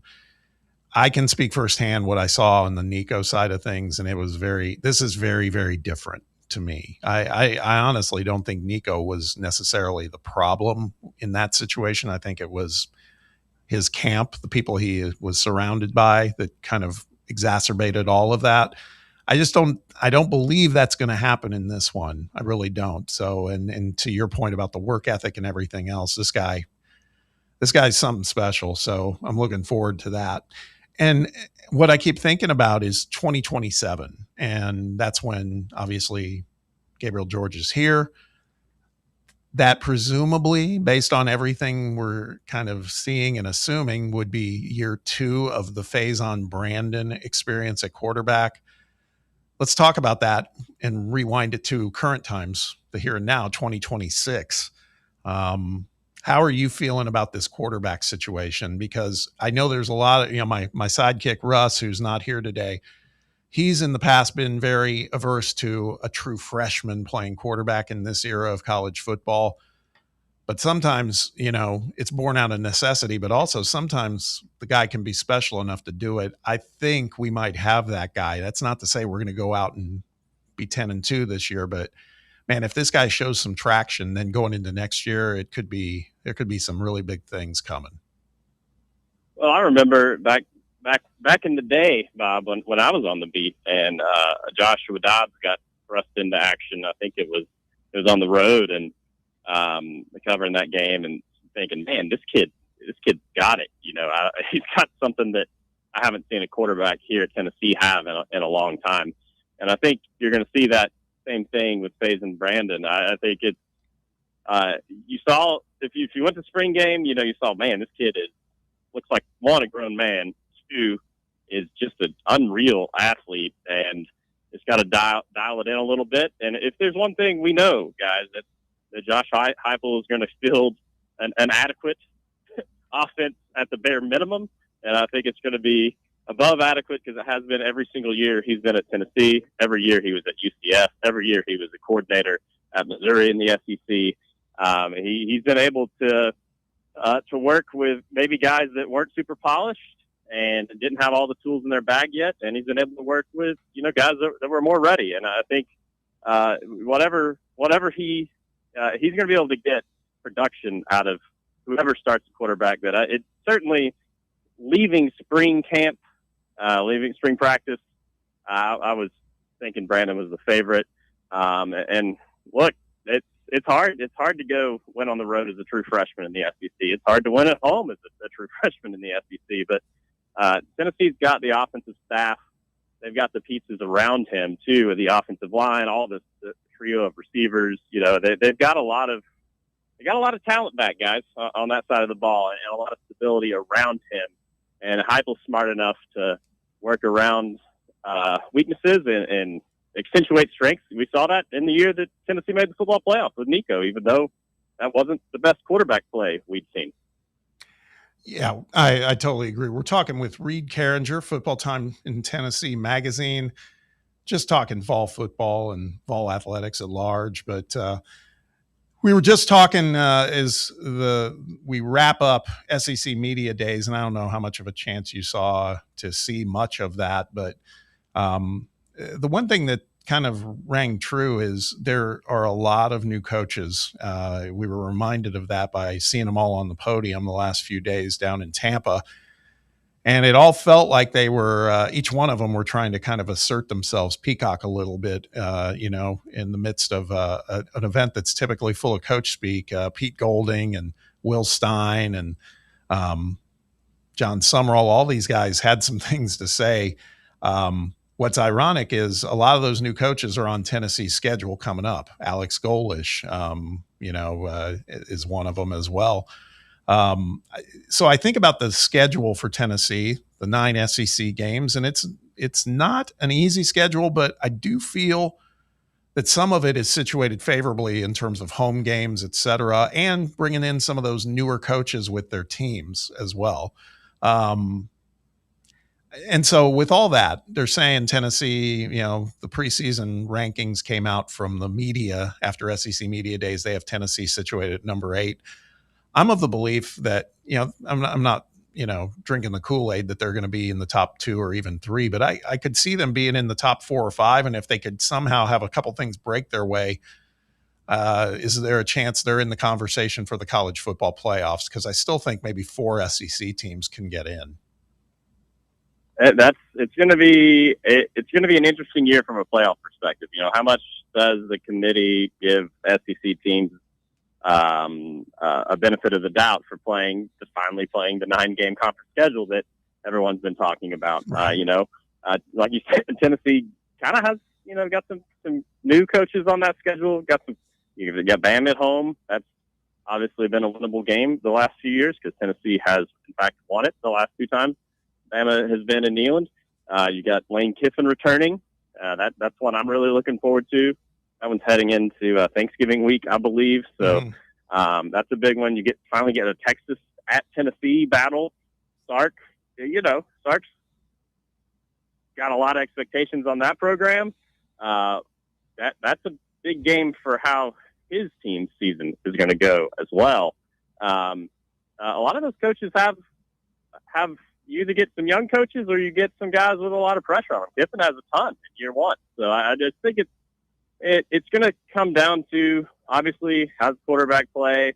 How does Jim Knowles' system take over? There's all the talk. We've talked about it here when I've been on, guys. It takes a while to grasp and implement and blah, blah, blah.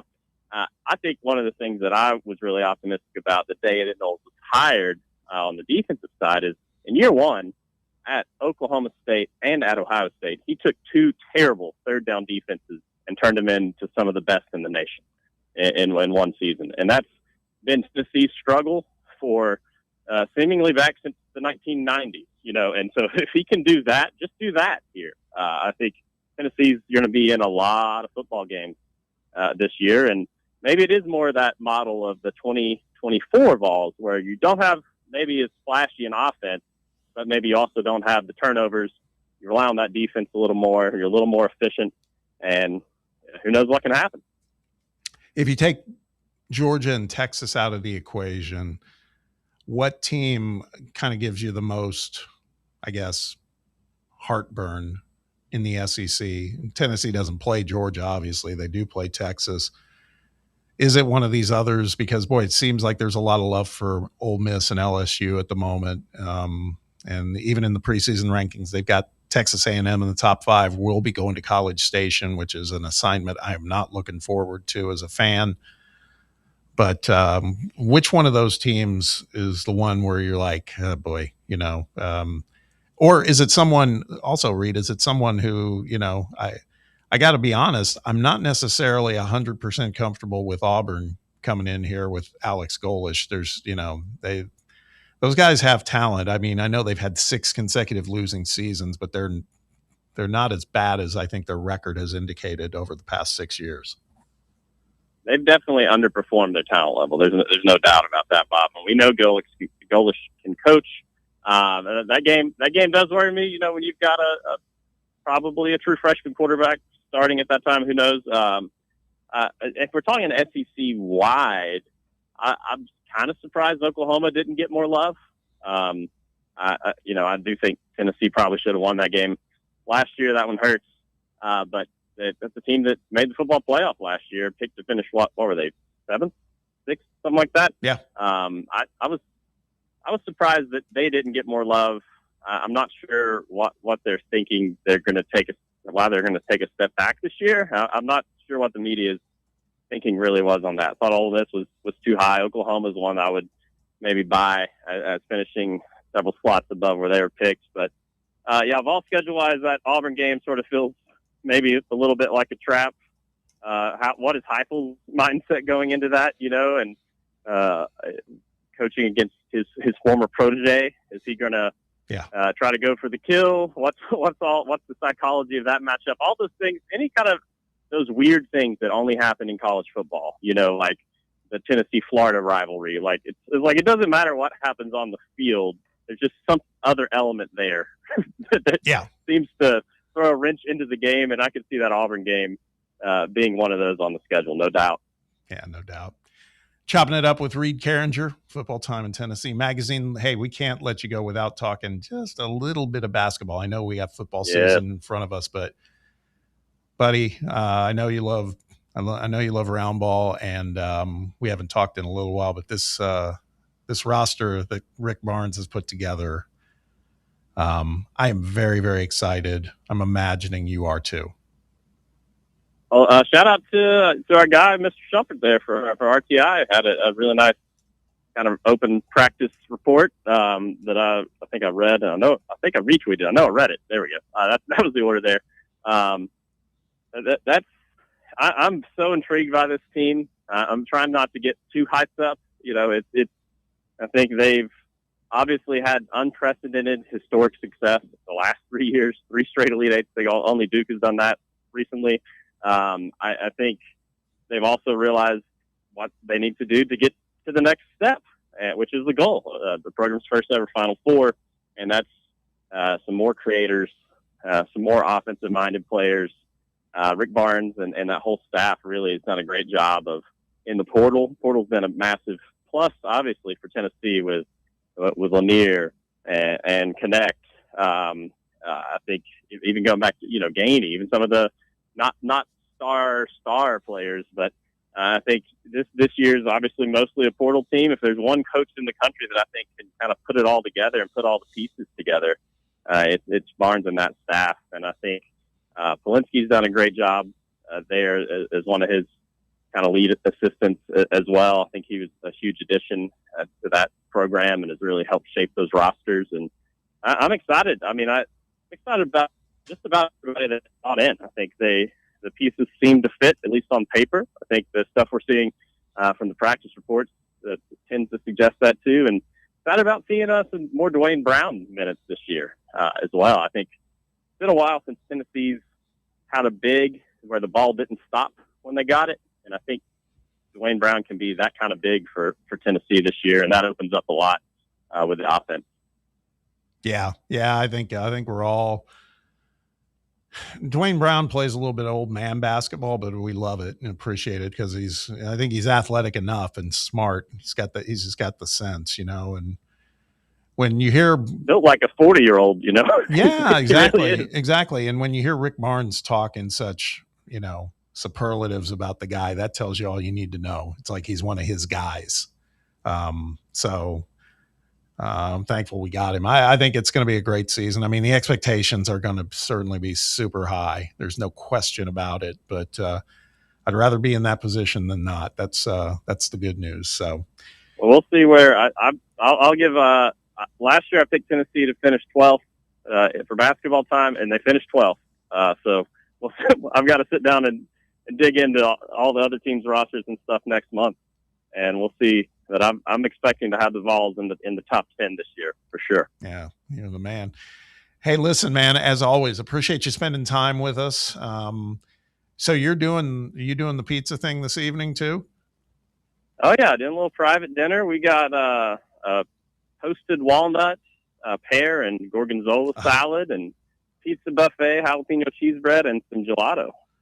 So that all, yeah, full service. Yeah. Well, we checked you out a while back at one of your venues, and my wife brings it up regularly saying, hey, when are we going back to see Reed and get pizza? So you can count on us coming again soon.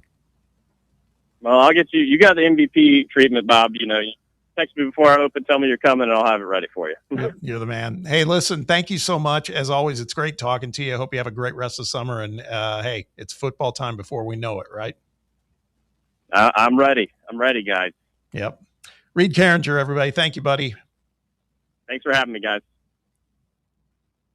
He didn't need to lay out the menu. I just wanted to know. Yeah, I'm a little hungry now. Yeah, that was that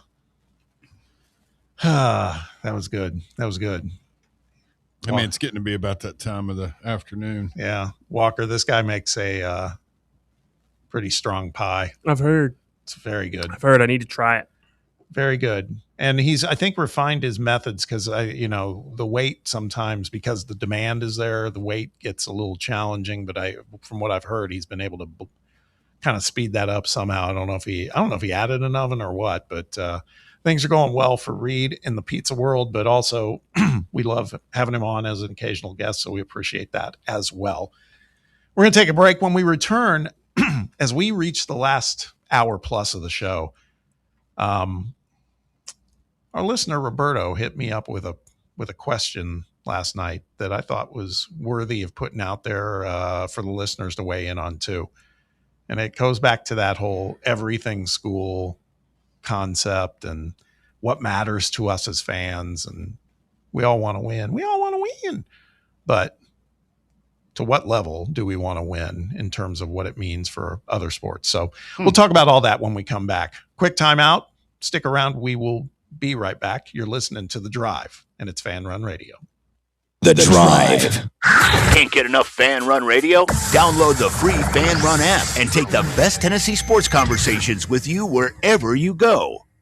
Your smile says it all, so make sure it's saying the right thing. At Knoxville Smiles, we believe healthy teeth mean happy lives. Invisalign is a clear aligner orthodontic treatment that gradually straightens teeth without the use of traditional metal braces. And now, at Knoxville Smiles, we're offering Invisalign special pricing for new patients. Call for details at 865-539-1776 or just visit us at knoxvillesmiles.com. Don't wait another day to love your smile. Smile brighter with Knoxville Smiles.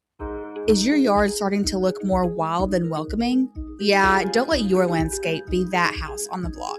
At ECR Total Landscapes, we make sure your outdoor space is something you're proud of. From de-weeding flower beds to leaf blowing, trimming, mulching, and more, completely customizable to your property's specific needs. We'll handle it all. Why spend your weekends sweating it out in the yard when you can just sit back and enjoy it? That's the ECR difference. And right now, new customers can get 10% off your first month of our monthly maintenance package when you sign up for a full calendar year. That's right. Consistent, reliable service at a price that makes it easy to get started. No sweat, no hassle, just a better looking lawn week after week. Call ECR Total Landscapes today and mention promo code FANRUN to save 10% on your first month. Call 865-384-2012 or visit us online at ecrtotallandscapes.com. We really need to get some branded stuff. Shirts, hats, promo items, something professional. I mean, we could just find a website and order a bunch of it ourselves. You could, but you're taking a big risk. You don't know the quality, the fit, the timeline. It's a roll of the dice. Yeah, I guess, but isn't that how everyone does it now? Not the ones who actually care about how their brand looks. Look, if we're putting our name on it, it needs to be done right. We need SM Athletics. SM Athletics? Yeah, they specialize in working with businesses like ours. Apparel, hats, promo gear, but real, customized stuff. They actually care if it turns out right. Probably a lot better than getting stuck with 100 t-shirts with crooked logos. Exactly. Plus, they'll walk you through everything. Sizing, colors, material, so it matches the image we're trying to build. Makes sense. What's the name again? SM Athletics. Trust me, if you want to look like a real company, not a flea market stand, this is the move. If you're serious about your brand, work with people who are serious about getting it right. SM Athletics.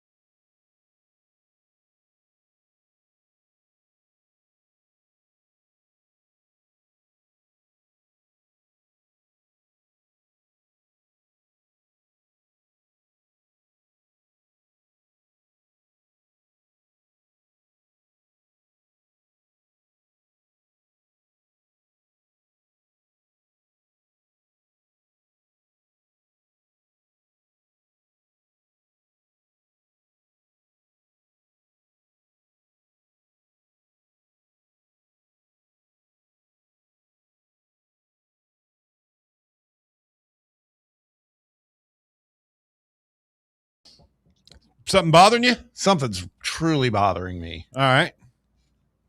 The wide receiver position. Who do they have? First team, Cam Coleman from Texas. I get it. Ryan Coleman Williams from Alabama. That's his new name, by the way. I heard he took his wife's. Yeah. But he took it as his middle name? Yeah. I don't know. Second team, Mario Craver, Texas A&M. That dude he is a lightning bolt of a player. He's good. I don't have a problem with him being second team. He's a monster. Isaiah Sategna III from Oklahoma. Okay, that's second team receivers. Third team receivers, Ryan Wingo at Texas and Nick Harbor at South Carolina. Now, all these guys are good players, but there's to me, a noticeable omission. We're saying that Braylon Staley, out of these 6 total receivers, he's not as good as any of them. Only 2 of them had more yards receiving than Braylon Staley did last year. And as a matter of fact, only 3 of those receivers had more receiving yards than Mike Matthews had. Yeah, I don't get that, other than it's almost like it's not self-fulfilling prophecy. You know, they just get it in there. They say it so much that they believe it. Yeah. That Tennessee runs a gimmick offense, which isn't really true. No, and I mean, look, I run a mutant veer. These are all good receivers. Okay. I mean, there's not a stiff amongst them, but at the same time, it's like, man, particularly Staley, and some of those stats were compliments of Ryan Shumpert, by the way, our guy Shump, as usual, bringing the heat. But I find it hard to believe that our guy Staley was not even third team. That's incredible to me. It's just kind of asinine. And then first team SEC all SEC running backs, Keywan Lacey, Ole Miss, no argument there. Ahmad Hardy, I guess you're basing it on body of work from last year. That guy's going to be slow going because he's recovering from the gunshot wound. But he's on the first team. Second team, Jaden Baugh at Florida. Some would argue Jaden Baugh might be the best running back in the conference. Nate Frazier from Georgia. Third team, Deshaun Bishop from Tennessee, and Hollywood Smothers from Texas. That's a good name. I love Hollywood Smothers. I mean, the name, not so much the player. I don't know enough about him, but he's related to the Smothers brothers. Another great all-conference name, second team all-conference tight end preseason, Lawson Lucky from Georgia. It's not bad. Lawson Lucky. Pretty good. Anyway, it's a little disappointed there, to be perfectly honest. Would have I mentioned earlier, we have 4 players from Tennessee that got preseason all conference consideration. Obviously, Deshaun Bishop, David Sanders, and Wendell Moy, both on the offensive line, but third team, and then Arian Carter, third team at linebacker. So we had no first team or second teamers? Nope. A little disrespectful. Just bulletin board, or just use it as fellas can use it, put a chip on their shoulder about it, go out and prove it on the field. I'm really looking for David Sanders to have a big year this year. I agree. It feels like maybe he kind of learned the ropes on the job last season, and he was one of the culprits for the game that I felt like for the play that turned that Oklahoma game, right? Oh yeah, I mean, completely missed his block, and then who was it? Couldn't make a tackle. Yeah. Speaking of Oklahoma, first team place kicker. Who loves shorts? Remember Tate Sendell? He's coming back. That guy can kick. Yeah, but if we had him, we would have beaten Georgia last year. I guarantee you that. He literally had like gym shorts on. Yeah, out there. That's ridiculous. Respect it. Used to be respect it. Yeah, why not? It's a kicker. He can wear what he wants. I mean, it used to be that would have been illegal. You had to have your knee pads covering your knees. Speaking of that, I was watching a Major League Baseball game the other night. California or Los Angeles Angels. Don't ask me why I was watching. Degenerate. But their shortstop, Zach Neto, had the same kind of vibe. He was wearing it looked like shorts, but he had the red socks that went up all the way. They went up past his knees.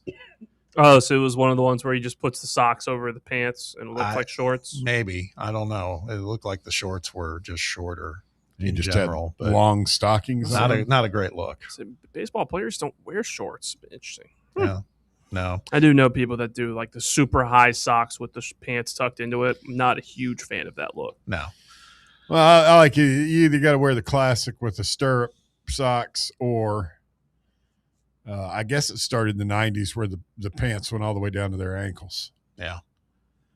That whole look. So. All right, this is the thing we'll kind of contemplate as we go towards hour 3. The whole concept of, it gets brought up when we talk about David Gabriel George, how much money we spent for him and how much money we spent for Derek Owings to be the strength and conditioning coach. And the whole concept, this is not a novel topic I'm going to bring up. It's been brought up before, but I want to talk about it again. And that is, I think everybody accepts and understands that you want to spend a bunch of money on your football program. It's exponentially higher because the rosters are bigger, the number of players you have to put on the field is larger than some of the other sports, etc. But you compare that with basketball, you compare that with baseball, and let's just say that you had $100 million. Let's just use that as for sake of the conversation, that you had $100 million. How much do we think should be apportioned towards football versus basketball versus baseball? Because the conventional wisdom is, I think a lot of people would say, 80 million to football, 15 million to basketball, maybe 18 million to basketball, and 2 million to baseball. And the thing is you start to expose in this day and age, man, the number for football, that may not be enough. The number for basketball probably will not be enough. And same could be said for baseball. So do we want to try to be excellent? Not in every single sport necessarily, I mean, you're this whole everything school that we hear about from Danny White.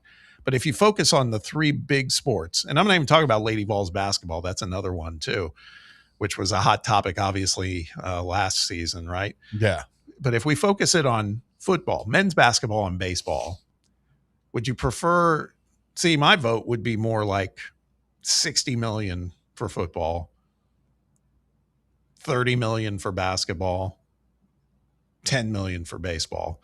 There's some people you would talk to that would say you need 80 or 90 million for football. We don't care about the other sports. I don't know. I want to open that up, and on the live chat, we're not going to put a poll out or anything because it's got too many moving parts, but King football is going to win. It's always going to win, but how much should it win by is the question. That's all. I don't know. I mean, we're in a position here where it's easier to, and we'll definitely get into it, but when you have a coach like Barnes and a program like ours, it makes that decision a lot easier to cut more money out for the basketball program. Yeah. Because we've been getting an excellent return on our investment in basketball. Yeah. So I don't know. Let us know what you think. You can do it by the live chat. You can give us a call. We have a whole hour left to talk about it and other things, including the top 5 at 5. Walker will have that for you. Stick around. We'll be right back to wrap up the week on The Drive here at Fan Run Radio. The Drive. Fan Run Radio, where Big Orange Country comes to talk sports. Start your morning off with your daily dose of talk sports with John Reed and Cody McClure from 8 to 11. Then it's Tony Basilio from 11 to 1.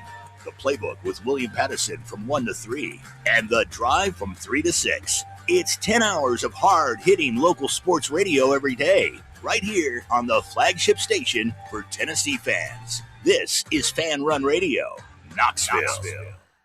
Only 3 homestands remaining for your Knoxville Smokies. Some of the best promotions are still to come. Join us next week for a jam-packed week with all-you-can-eat Wednesday, Knox Vegas Thirsty Thursday with half-off draft beers. On Friday, let's continue the fight against breast cancer by painting the park pink.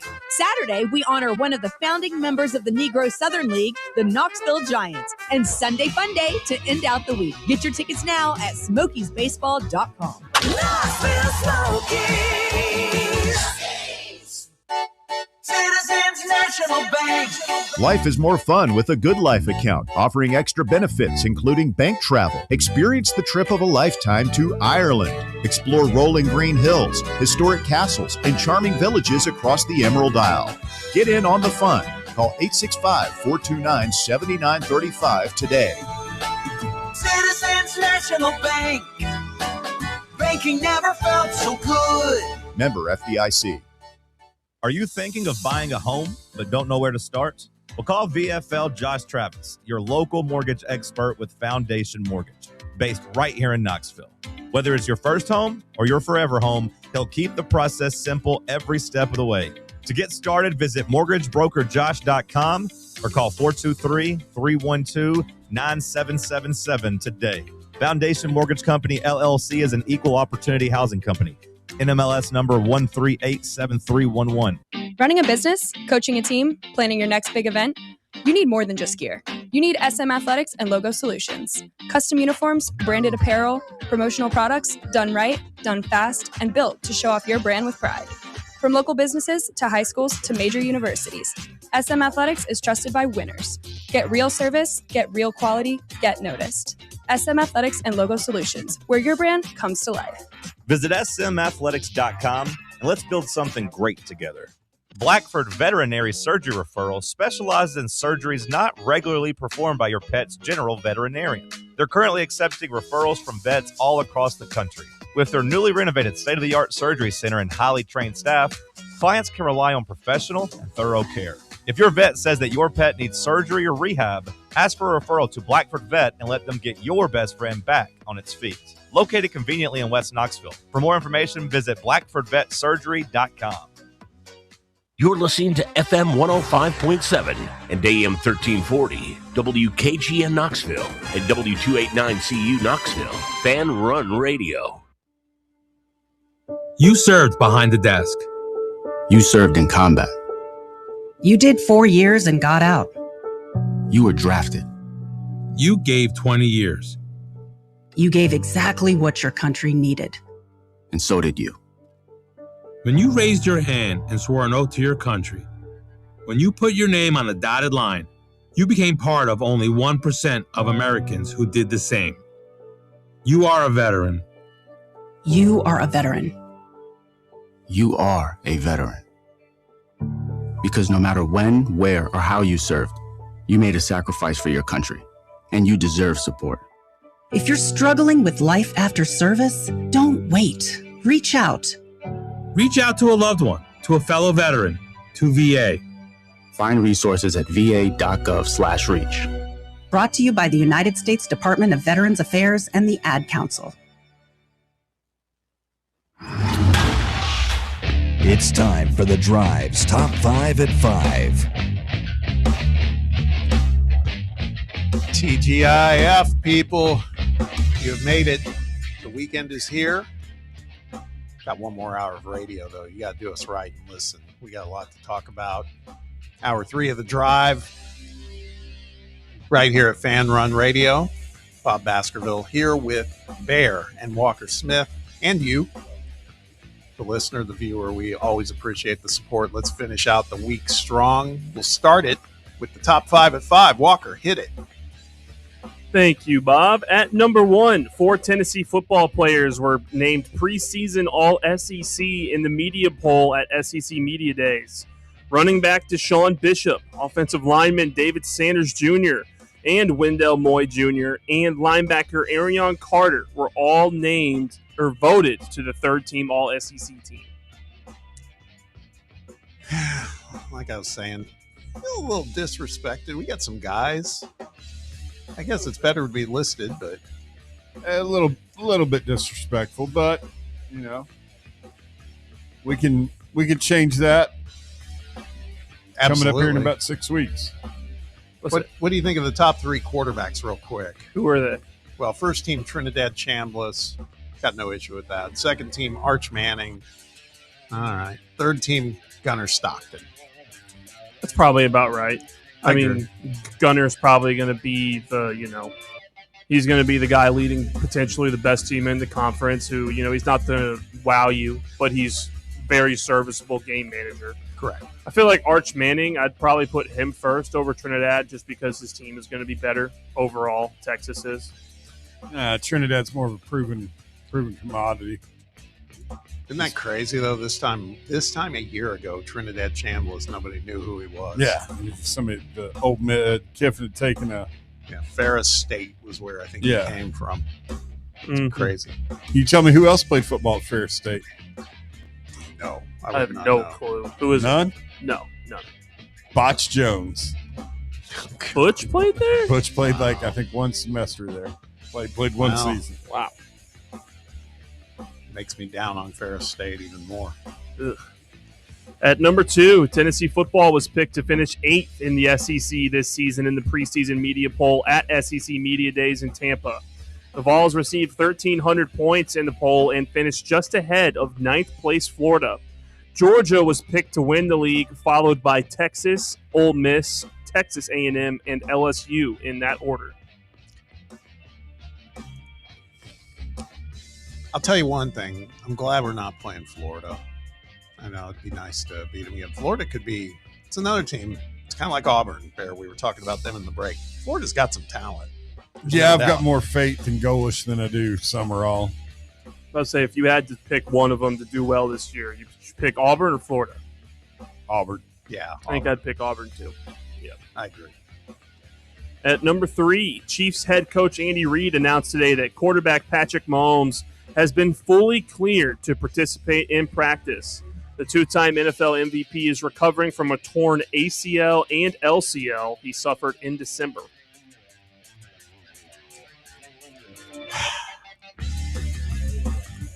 He's going to be fine, man. Something just tells me he's that type of guy. It's not like he won't skip a beat. It's not like Tyreek where, he's basically gimped now. Yeah, I don't know. We'll just have to see. You wonder if the scrambling will still be there. Because when I think of Mahomes, I think of him running around in the backfield and making insane throws. So you wonder if that'll still be there when he first gets back. They got big bad Kenneth Walker to hand the ball off to. They do. They do. They always have someone decent at running back, I feel like. God, and Pacheco, too. Not for nothing. Pacheco was good, too. Yeah, he's bowling ball. Third down back. Yeah. Goal line type of guy. At number 4, let's look at the best MLB series heading into the weekend. The Cubs take on the division rival Pirates. The Yankees go up against the Phillies. The Braves play the Orioles in Baltimore. The Dodgers take on the Mets, and the Red Sox, after ending their 15-game win streak, face the Blue Jays. I was never happier to see we got a full slate of baseball tonight. Last night was rough, man. Might have been only like 4 or 5 games. It might have been close to rock bottom in the world of sports on Not television. a lot going on. Yeah, it just wasn't. I ended up. I am way in now on the Paramount show, The Agency. My dad loves that show. I haven't watched that one yet. About the CIA, and basically the bottom line to it all is you don't trust anybody, not your coworkers, it's incredible how good it is. Sounds like my life story, DTA, buddy. My motto. I don't trust any of you guys. Well, especially Russell. That's your problem, but yeah. These guys in the intelligence world, it's like, God, that's not a life I'd want to live. I don't care how glamorous it may appear. Seclusion. Yeah. Secrecy. Yep. No. I went and saw the Odyssey again last night instead of watching sports.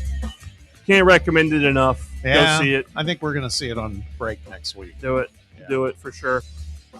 And at number 5, a man using a wheelchair was struggling to get across 6 lanes of traffic in an Arkansas city when when help came in an unexpected way from a spidery superhero who jumped into action from a red Jeep waiting at the light. Christopher Hellenthal was still garbed in his Spider-Man costume from a superhero-themed event at a trampoline park where he works when he spotted the person in traffic on Tuesday and ran out to help, declaring, "I got you." Hellenthal swiftly rolled the person in the wheelchair in his full Spider-Man outfit to safety only seconds before the light changed and the rows of traffic advanced. The moment was captured by a street security camera in the city of Jonesboro and shared on social media by local police. I don't even know what to say, man. Spider-Man's out there saving lives. The Spider-Man infiltration of just. What about it? Well, I think about it namely in New York, it's like you could see dozens of people around Times Square dressed as Spider-Man. People love Spider-Man. I'm one of those people. You know what movie? I know our listeners are like, oh, Jesus, here we go. But what movie that I would have loved to have pulled out in my 2010s, but I wouldn't have won as dominating as I did? Into the Spider-Verse.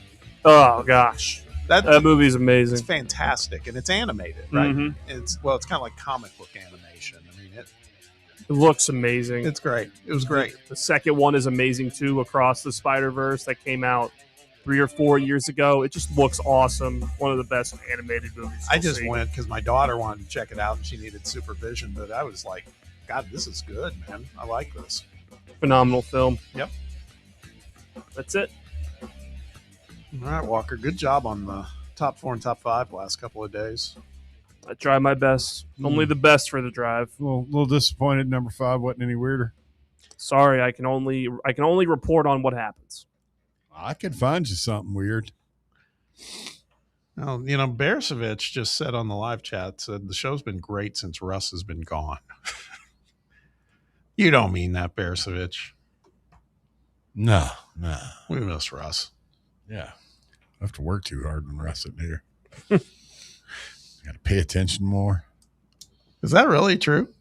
What? You got to pay attention more when he's not here? Yeah. He's not. I'm not going to leave you hanging. I like you. Yeah, I appreciate that. Yeah, man. He's just, I don't know if you've noticed this about him, but he's kind of hard on me for no reason. Probably because you just said you don't pay attention as much when he's here. He likes foils. That's Yeah. what I've learned. He tries to do it with me from time to time too. Maybe you can spend some time this weekend doing some research and figuring out, what a communist is, what a socialist is. Bella the Vol 17 says, I do miss the sound bites, which I do agree. There was a time yesterday where I think I was saying something and I was thinking, hit it. And it's like, oh, he's not there. I'm sure there's some you don't miss. Yeah. The gas one. Well, that one, no, I don't miss that. It was, I think we were talking about Stranger Things and that the second season a lot of it took place in Russia. And I was like, Oh, yeah. in my head, I was like, cue the music, but didn't happen. So I'm just looking on the live chat. A couple people spoke up about if you had $100 million and you were the athletic director, how would you parse up that money? Phil says $75 million for football, $20 million for men's basketball, and $5 million for the rest of it all. That's probably kind of where I land. I think I'd go maybe 70, 25, 5. Exactly. I was just going to say, I'm not trying to go on a crusade that football needs to be cut significantly. It's not the reality. I get it. But as long as we are where we're at with our basketball program, 25 million, you're going to have, I think that's a minimum to be competitive. We're north of 20 this year, I believe. Oh, sure. Yeah. So you're right. And, we know baseball's a lower number and everything else. I get that. But speaking of Phil, who just commented, we got Phil on the line. So let's say hello to Phil on a Friday. Phil, what's happening, man? What do you say, Bob?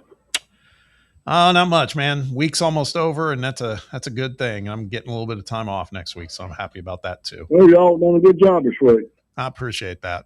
It's a good team, and Russ will have y'all in good shape next week. It'll be just like old times with Russ and Bear and Walker. You're not going to be there next week? Nah, I'm taking a little. That's why Russ took a few days off this week. Was we're trying to each kind of load balance and get a little time off before we hit football season. Well, maybe you go over and see Barnes practice and give us a report. You know what I mean? Well, listen, I mentioned that yesterday. I will be doing that, but it probably won't be till the latter part of August because yesterday was their last practice for about 3 weeks. They're taking a break now until school starts up, and then once it starts, then they'll be back at it. And yeah, coach has been kind enough to invite me, so I'm going to go. You can bet I'm going to go check it out. I was a little bummed I couldn't do it this week, but we'll get to it for sure. Well, I'm glad you brought that athletic budget up. I think it's very realistic. You need to put all your money where the money comes from. That's football and basketball. Yeah, I mean the economics for baseball. I know there was a lot of complaining when Tony left about baseball and that there wasn't enough money, and it's always going to be lower in baseball, but you are going to need some. I get it, but we were just talking about basketball, Phil. I mean, I think it's pretty safe to say we're north of 20 million spent this year for basketball, so it's got to be in that range each year now. That's the new normal. So. But you're right. These are the sports that make money. And obviously football is always going to have the bigger piece of the pie. Yeah, no doubt about that. Yep. But if you can have sustained success, though, that's where you got to keep it going. I mean, that's one way you can keep it going. Yeah. Yeah, absolutely. Absolutely. Do you foresee Barnes getting a post player? I sure hope they're working on it, Phil. I would like to believe that's happening. I haven't heard anything along those lines, but I find it hard to believe that he went to the trouble of saying he's got an open spot on the roster and is not doing anything. I believe it. And again, we know it. So, he knows that they need one more post guy for sure. Yeah. And Tennessee picked the 8th. I think it's very fair considering last year. I think so too. Again, I think I do think what's possible. I'm not saying it's I'm not saying book it. It's going to happen, but I think some of those teams they're situated with, though, things can happen. I mean, they could finish higher, but they're going to need some things to go their way. That schedule is tough. It is favorable, at least from the standpoint that some of these tougher games are at home. But and I was looking ahead at the schedule. You brought it up yesterday, Phil, about some of the out years, man. When these guys go on the road, they got some tough sledding coming up as far as road games in the future years. Does Tennessee have Georgia Tech at home next year? I mean, at this season next year? The good question. I don't know. I don't believe so, but I'm not positive of that. So don't hold me to it. We should be getting a return game though here, wouldn't we? I mean, after going down there. Well, you would think, but we've played, these. I'm trying to think. These ACC teams. This is like the 5th or the 6th straight year we've played an ACC team, and they really haven't been home and home except for when Pittsburgh, we played them back, in 21 and 22. We played them here first and then played them up in Pittsburgh. So I don't know. I'd love to see it. I'd love to see them come here, but I'm not sure if that's the case. Hold on. Well, I'm a betting man. I say Kirby's going to the SEC, and Texas probably come in second. Texas can't beat Georgia for. Of course, we can't either. So, yeah, you know how they feel. Georgia Tech will be in Knoxville Saturday, September 11th, 2027. Oh, good. Huh. So, yeah, well, that's going to be a good home game, then, won't it? Yeah. Well, we used to play them quite a bit, home and home. Phil, you remember back in the day?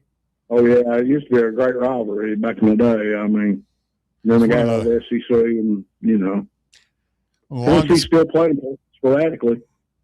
Was it one of the Colquitt's had at one time? It was a record for one of the longest. I think it was the longest punt in college football history.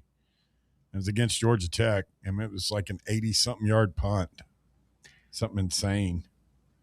Phil, have you ever gone to a game down there at Bobby Dodd? Yeah, it's been years ago. Back when King Johnny was coaching, I went down and watched Tennessee play Georgia Tech, and it's a nice setup down there. Of course, that's been many years ago, and yeah. I think they reduced their seating in the stadium. I think it used to be 60-something thousand. I don't know what it is now. I mean, I'm just always every time I drive through downtown, it's always wild to me that it's right there on I-75. Yeah, I can't believe it. I guess Georgia Tech figures they'll have a better chance of beating Tennessee in Grant Field than playing them in the big stadium, Mercedes-Benz Stadium down there. Yeah. I kind of like it though, Phil. I'm tired. I hate neutral site games. I want more home and homes. It's better for college football. If we could play them in there, that place would have more Tennessee fans than Georgia Tech fans. Tell you what, that time of year, it could still be super hot outdoors at Bobby Dodd. So, it's hot that time of year. Ain't no doubt about that. Yeah. What time is kickoff for that one? I don't know. I've seen it, but of course it escapes me right now, and I don't have it in front of me. Isn't it a 4:00 kickoff or something like that? What, the Georgia Tech game? Yes. Yeah. Let me get that for you real quick. It is 7 p.m. on ESPN. Oh. Prime time. Yeah, there's no way you can play. It's at 4 o'clock. Well, they'll be booed up and liquored up for that game, won't they? What's that? So people be liquored up and bearded up for that game, won't they? Yeah. Yeah, there's no doubt. No doubt. That is a fun place to go. Have a watch party. All right, guys. Y'all have a good weekend. You too, Phil. buddy. Thank you, Phil. That's a good tease that Phil, we're actually we're about to hit a break. We're going to talk a little basketball in the next segment too. Nice. Love it. I'll tell you what, real quick. I was looking over next year's football. Next year's home schedule sucks. No, I know. That's what I was saying. It's like middle MTSU, Georgia Tech, Florida, Ole Miss, Mississippi State, and Vanderbilt. Yeah. And then we've got a stretch, at Florida, at Alabama, at Georgia. Yeah. God, that's Murderer's Row before they changed the schedule. It's okay. That's because we're going to be so loaded next year. It's not going to matter. That's true. DGG is going to be putting on the best freshman running back performance of all time. That's right. Faison's going to be a second-year Heisman candidate. Should be. We'll run through it. No doubt. No doubt. All right, let's hit a break. When we return, talk a little basketball. The boys wrapped up practice yesterday for about a 3-week span, as I was just saying to Phil. There's some takeaways to talk about, man. These guys putting in work. Looks like from what everything Ryan was putting out there. Absolutely. We'll talk about it when we return. Stick around. You're listening to The Drive, and it's Fan Run Radio. The Drive. Miss any of your favorite Fan Run show? Listen to the podcast on our free Fan Run Radio app or wherever you listen to podcasts. Vol fans, reimagine your home at Broadway Carpets and Flooring for any remodeling or building needs. With a variety of carpets, rugs, hardwood, vinyl, and stone, Broadway has all the flooring and installation options you're looking for, including pet-resistant products like Pet Perfect Carpet from Shaw Floors. Visit their showroom in downtown Knoxville or the location in West Knoxville located on Kingston Pike near Pellissippi Parkway today. Are you thinking of buying a home but don't know where to start? Well, call VFL Josh Travis, your local mortgage expert with Foundation Mortgage, based right here in Knoxville. Whether it's your first home or your forever home, he'll keep the process simple every step of the way.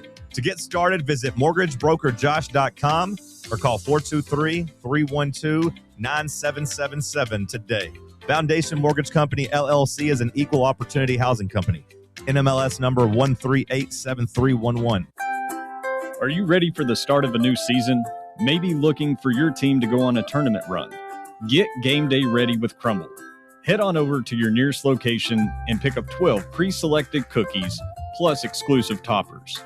When you're looking for dessert options, there's no question about who you should call on.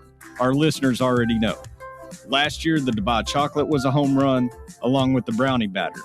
Oreo crumb was another crowd favorite. What new flavor will set the standard this season? If you're in the Knoxville area, there are 3 locations ready to serve you: Clinton Highway, Parkside Drive, and Maryville. Download the Crumble app to build your best lineup and vote on the best combos. You can even put your bid in to request a new flavor. Order in the app and slide on over to your nearest location. Tell them Fan Run sent you, and as always, it's for the fans, by the fans. Don't miss the cookies. Hey, Vols fans, Cody Brown here. I grew up right here in Tennessee and know what it means when someone says, I've got your back. That's why you can trust Farm Bureau Insurance of Tennessee. Whether it's your home, your vehicle, your family's future, or the business you built from the ground up, we will show up for all of your insurance needs. We are Tennesseans who understand what matters, which is doing right by you. Insurance is not all about just paperwork and policies, but it's about the people we insure every day. So if you want insurance that hits home, give me a call at 865-992-3871. Go Vols. Located in Knoxville's historic Old City, Barley's offers great food, live music, the best draft beer selection in town, and now your new favorite place to watch sports. Their indoor projector is perfect for any weather, and they've revamped their upstairs area with more TVs to take in all of the action. Their menu features hand-battered chicken tenders, juicy burgers, fresh salads, and the tastiest pizza in Knoxville. You can enjoy their happy hour drink specials daily from open until 6 p.m. Barley.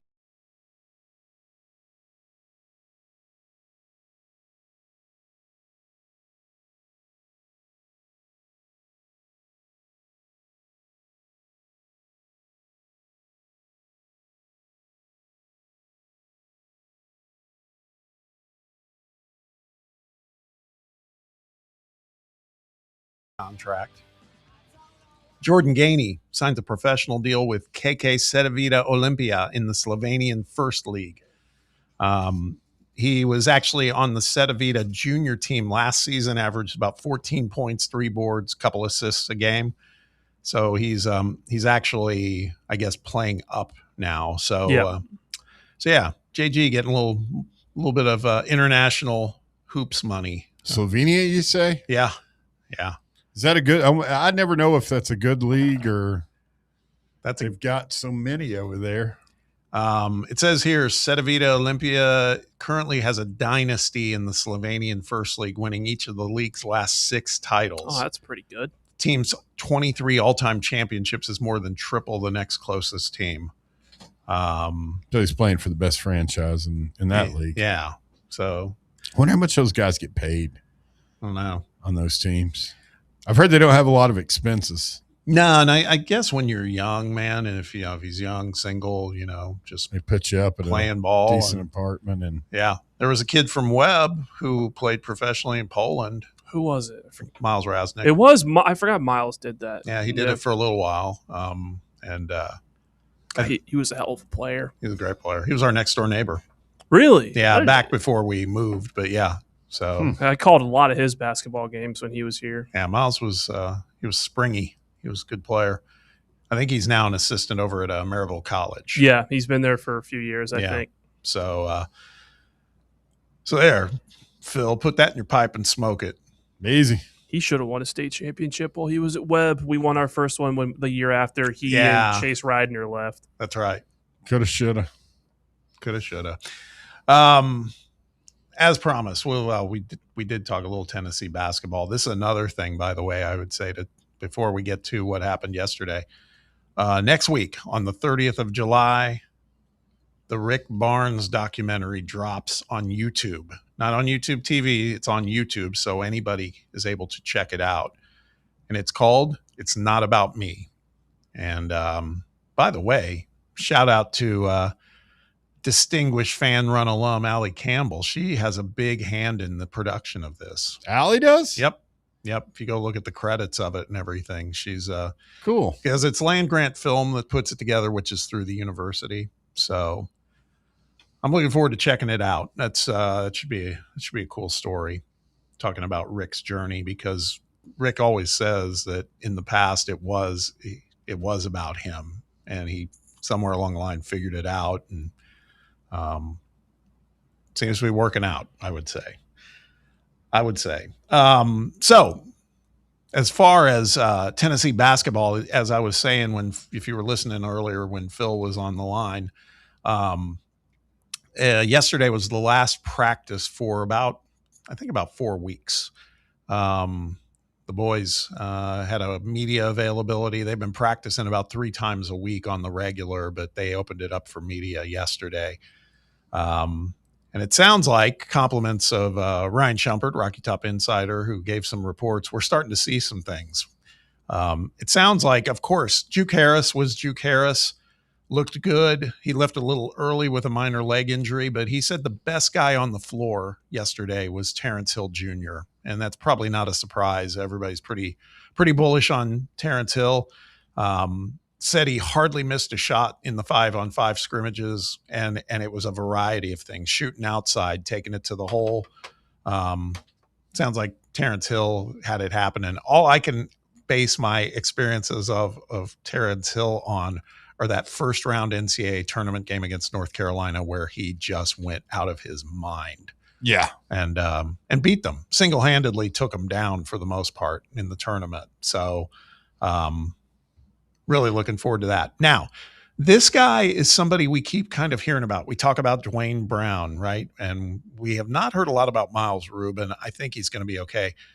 But Ryan said Braden Liu was like the surprise of the latest session. He's like, I'm convinced Braden Liu is going to get quality minutes, because not only is he 6'9" and twitchy and springy and everything else, he can shoot a 3 from time to time. Now, will Barnes let him do it? I don't know, but he's hitting him. Yeah, he's definitely he's definitely out there making some stuff happen. And it does come back around to that point we've talked about, that it feels like maybe we're missing a post player. We're hoping Ruben can be a rim protector, but again, 6'9" is not tiny in college basketball terms. And if this guy is athletic enough and supposedly is a pretty solid defender too. So it was just, it's just not 7 foot with I can't even remember how big Felix's wingspan was. It was enormous. Yeah. Just altered shots. We talked about this, I believe, yesterday with Shump. There's still no Tyler Lundblade, but Coach Barnes went on record saying he is not worried about Tyler. They're trying to manage the injury and hope that it doesn't get aggravated, so that when it comes time, maybe in late August, when it's starting to get very real as far as the practice sessions and stuff, they can get him out there, because he's got to start getting out there and getting in the flow. We all know he can shoot. But when you're out there with the other guys, that's when rubber hits the road, and he hasn't had a chance to do that yet. And it's been weeks at this point. So we got to be hopeful that in late August, we're going to see Tyler Lundblade out there. Jalen Harrelson, there's a lot of hype surrounding this guy because of his versatility. That said, it sounds like his moments have been kind of uneven. Ryan talked about it too, saying that there were some moments where you can see his athleticism. He's very, very capable, but he's not like separating himself kind of the same way that we see Terrence Hill and Duke Harris doing. That said, Ryan also believes that Harrelson might be the best defender on the team. So that's going to play for sure. So anyway, those are some snapshots. There's just not a lot of video to show. Particularly, they don't show it on the 5-on-5s. They're just showing it during like pre-scrimmage drills and everything else. So you can't get a total feel of things. So we have to kind of work at it this way and get the updates from the reporters who are embedded there. But man, if we can fill out that last roster spot, like Phil was saying, get somebody with some size, that could be a big deal. Yeah. Big deal. 100%. Let's jump over to the phone lines. Got Joshy Boy on the line. Joshy, happy Friday. What's up, man? Happy Friday, guys. How are you doing today? We're good. We're good. Good. So what do you guys, before I get to Tennessee basketball, what do you guys think about LeBron going to the Sixers? I mean, he's just chasing another ring. He picked the team with the best roster that would sign him, and they signed him. Walker, what are your thoughts?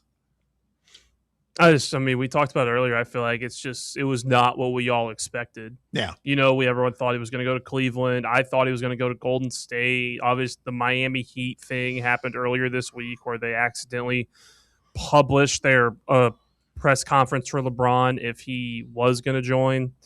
So everyone kind of thought Philly was going to be like, yeah, they're in the mix. They have a good team, but LeBron's not going to go there. Yeah. And it turns out he did, and he went for not a lot of money at all. I think that I think for me, Joshy, it's interesting because, again, he took kind of the league minimum, which is honorable. I mean, the guy's got so much money. I don't think that really matters at this point. What I'm going to be interested to see is because in LA, he had kind of become the second option behind Luka Doncic, right? In Philadelphia, he's going to be at least the third option, right? I mean, certainly behind Jaylen Brown and Maxey.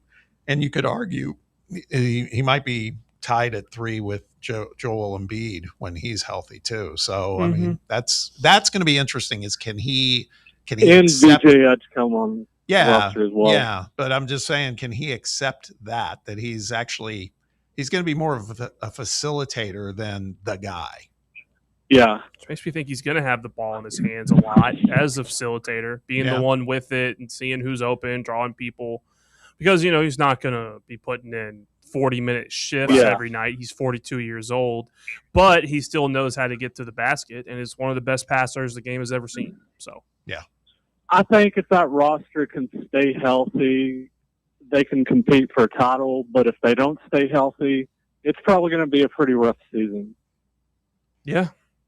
Yeah, And I wonder about the Yeah, go depth. No, I was just going to say I wonder about the depth on that team. On the Sixers from the standpoint of, again, they got LeBaron Philon, but he's a rookie. He's going to have to acclimate a little bit. yeah. They don't have a suitable backup at the moment for Embiid. So they're definitely pushing all their chips to the table with that starting five. That's like a historically good one in that term, Yeah. in terms of that unit. The question I had for Tennessee basketball is, who would you say is surprising so far out of the whole roster? Like, who is really doing really good? It sounds like, again, we've got to put our trust in the media who's over there covering it, because none of us are getting a chance to see much in like game conditions, so to speak.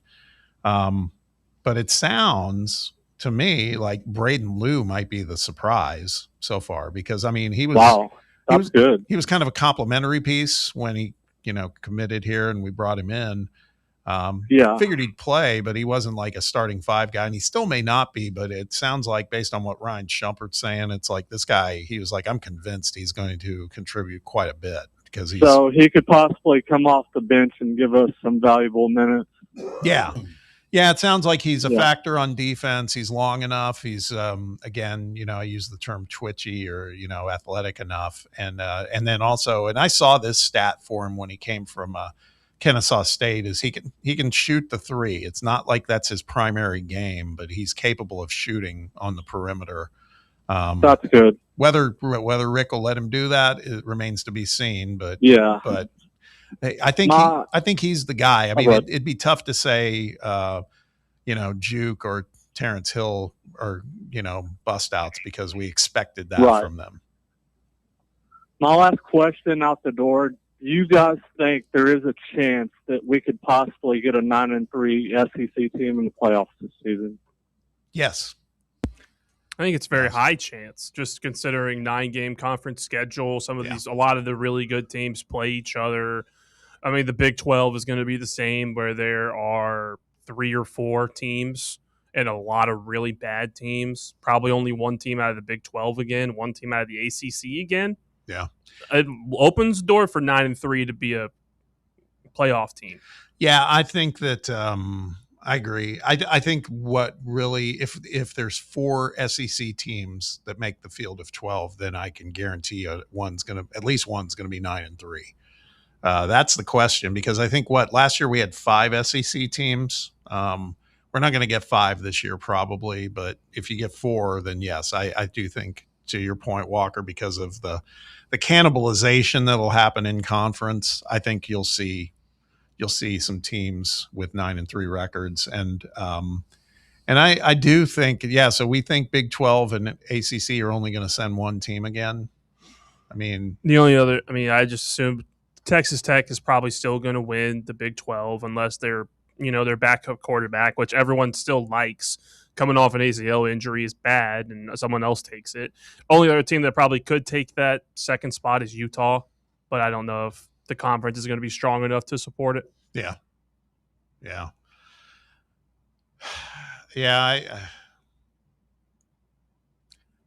SEC is going to be tough, man. I mean, stating the obvious, it's just we're just going to beat on each other, basically. It's going to be so entertaining. All these good games. No, I agree with that.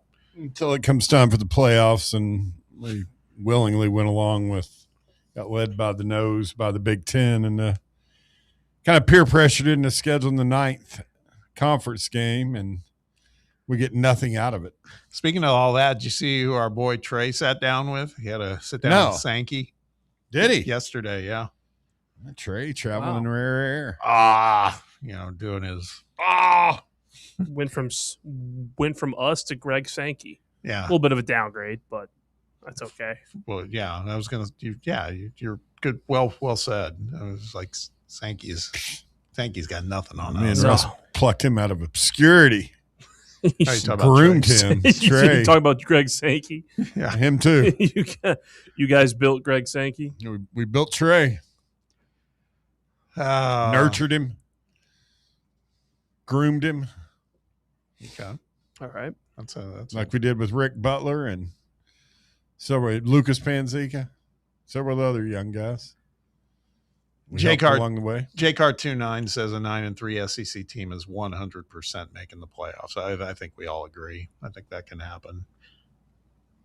Too bad for Texas. They were weren't they 9-3 last year and they didn't make it. Yeah, but they lost to a god awful Florida team. That's what killed them. They kept talking about, hey, we played Ohio State. Yeah, but you lost. Yeah, exactly. It was like you lost to that Florida team when you shouldn't have. Don't lose to Florida. Yeah. They were garbage. I agree. For sure. All right, let's hit our final break for the day. And the week. When we come back, got a few loose ends up. By the way, there's some salacious news coming out of T-Town. Roll damn tide. Yeah, some stuff we got to talk about with Alabama, plus some other things. You guys, don't you dare think we're getting through the week and it's just going to ride off into the sunset, and I'm not going to recap the movie draft and the winners. I mean, we can talk about. I'll talk about it all day. No, I know you should. I'll probably zone out. Not gonna lie. We're not going to talk about it long, but we might do that. Quick timeout. When we return, the final segment of the week for the drive. Stick around. You're listening to Fan Run Radio. The Drive. East Tennessee Sports Authority. This is Fan Run Radio. Knoxville. What kind of day is it? It's a White Claw day. Grab a pack, grab your friends. Everything else in life can wait. Your friends shouldn't. Let's go. White Claw. Grab life by the claw. Please drink responsibly. Hard seltzer with flavors. White Claw Seltzer Works, Chicago, Illinois. Citizens National Bank. Life is more fun with a Good Life account, offering extra benefits, including bank travel. Experience the trip of a lifetime to Ireland. Explore rolling green hills, historic castles, and charming villages across the Emerald Isle. Get in on the fun. Call 865-429-7935 today. Citizens National Bank. Banking never felt so good. Member FDIC. Hi, I'm Jessica Lodge. I'm one of the hygienists here at Knoxville Smiles. If your children are having sleep or behavioral issues, we have things we can do in modern dentistry that can help not just with their dental health, but also their overall health. Early intervention is the key for younger patients and can avoid costly procedures later in life. If you'd like to learn more, give us a call here at the office and schedule an appointment. 865-539-1776. Or just book online at knoxvillesmiles.com. Smile brighter with Knoxville Smiles. Is your yard starting to look more wild than welcoming? Yeah, don't let your landscape be that house on the block. At ECR Total Landscapes, we make sure your outdoor space is something you're proud of. From de-weeding flower beds to leaf blowing, trimming, mulching, and more, completely customizable to your property's specific needs. We'll handle it all. Why spend your weekends sweating it out in the yard when you can just sit back and enjoy it? That's the ECR difference. And right now, new customers can get 10% off your first month of our monthly maintenance package when you sign up for a full calendar year. That's right. Consistent, reliable service at a price that makes it easy to get started. No sweat, no hassle, just a better looking lawn week after week. Call ECR Total Landscapes today and mention promo code FANRUN to save 10% on your first month. Call 865-384-2012 or visit us online at ecrtotallandscapes.com. Welcome to Axle Logistics, where excellence isn't just a goal, it's an energy. As a leading third-party logistics company, Axle is powered by an award-winning culture built on a work hard, play hard mentality. Here, the drive for success is contagious and hard work never goes unnoticed. Whether you're just starting out or looking to level up, Axle Logistics is the place to launch your career. Join us and take your ambition to the stars. To learn more, visit axlelogistics.com.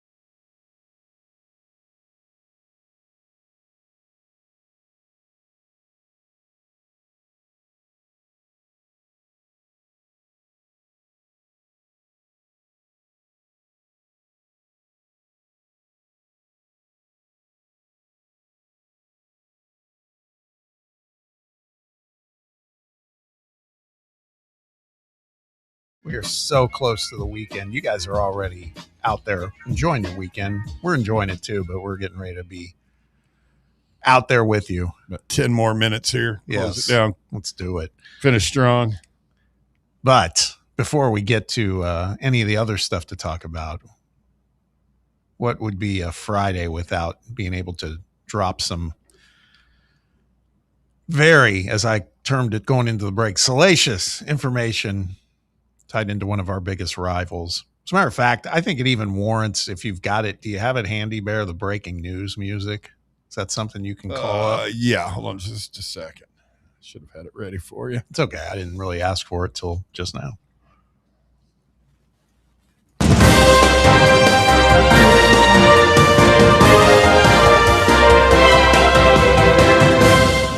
This comes out of Shelby County, Alabama. The director of content for Yay, Alabama has been arrested along with 15 others as part of a human trafficking operation in North Shelby County, according to authorities. As of 2026, Robert Aaron Suttles was listed as the director of content for Yay, Alabama, who has covered college athletics for teams around the Southeastern Conference. Now, to be clear, this is not their Alabama athletics website. This is their NIL site. So it'd be kind of the equivalent here with like the Vol Club or something like that. That's not tied. Spire? No, not Spire. It's something that's tied in with the university and kind of works as the interface between the NIL collective and the university. This is somebody this is not good for Alabama. Not at all. No, it's horrible. Suttles was named as one of 15 people arrested after a human trafficking operation in North Shelby County on Thursday, July 23rd. So this is very fresh.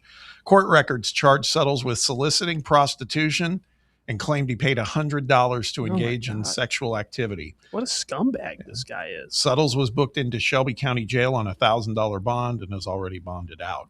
$1,000, that's it? Yeah. Lieutenant Clayton Smith, commander of the Shelby County Drug Task Force, said, "We will not tolerate the victimization of vulnerable women here in Shelby County. I believe that no woman wakes up each morning and chooses to sell their bodies because they just want to. There's always an underlying reason that they feel they have to do this to live and have no other option. We have a duty to protect them just like any other citizen, and I want to thank the investigators for their passion and work in the operation."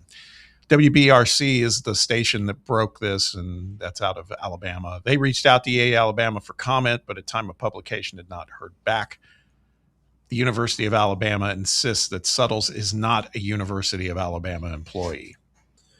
No, it's like you said. It's a organization that is partnered with the university, but not paid for by the university. Yeah, but some of your closely related to Bama people. Yeah, well, he works with athletes like these groups, these NIL groups.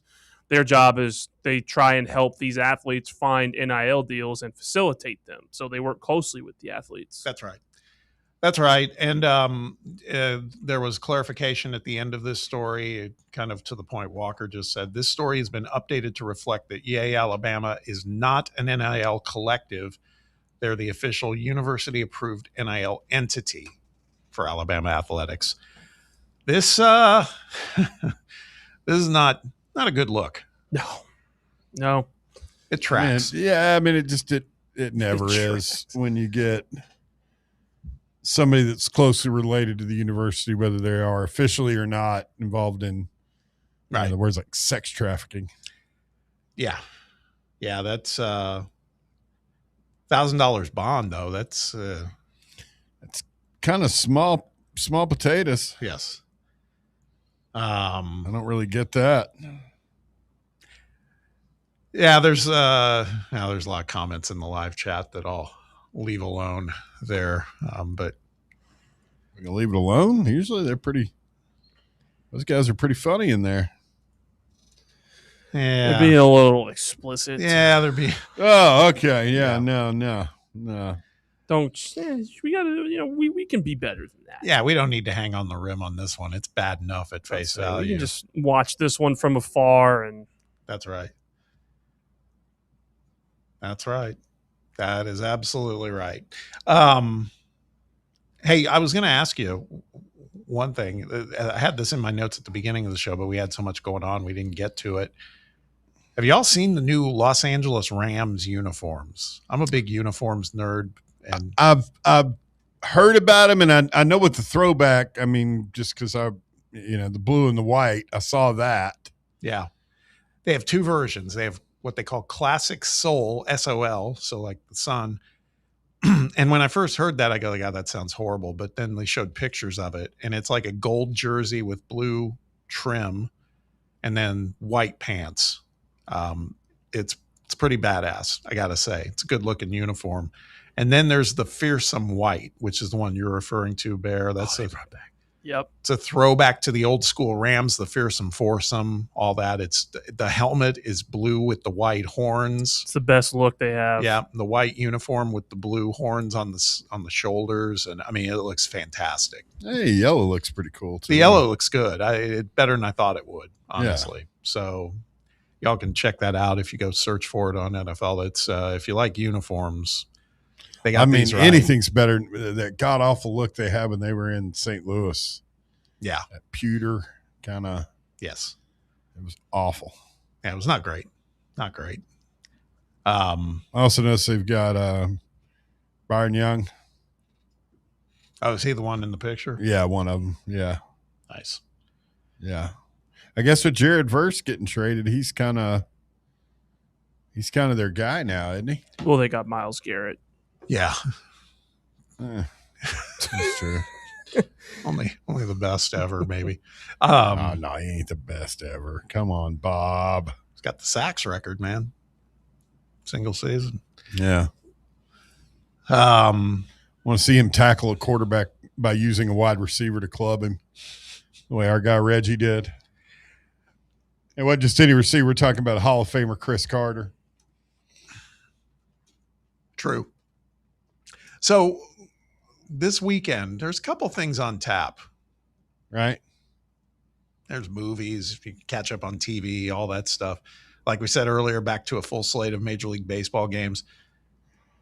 Boys, the WNBA All-Star games tomorrow night, if you're so inclined. Golly, you want me to? No, I know. Just completely, no. I'm not even sure I'll be watching that. So there's some drama with that, with like, was it Sabrina Ionescu and Caitlin Clark not doing one of the events? Sabrina, for sure, who is like, she's a badass three-point shooter. She's not participating in the three-point shootout, and they asked her why, and she goes, because I never got invited. And she was like the reigning champion of it. God, there was just such an awfully run I organization. I know. They need a new commissioner. Yeah. It's a problem. It's a problem. It's incredible.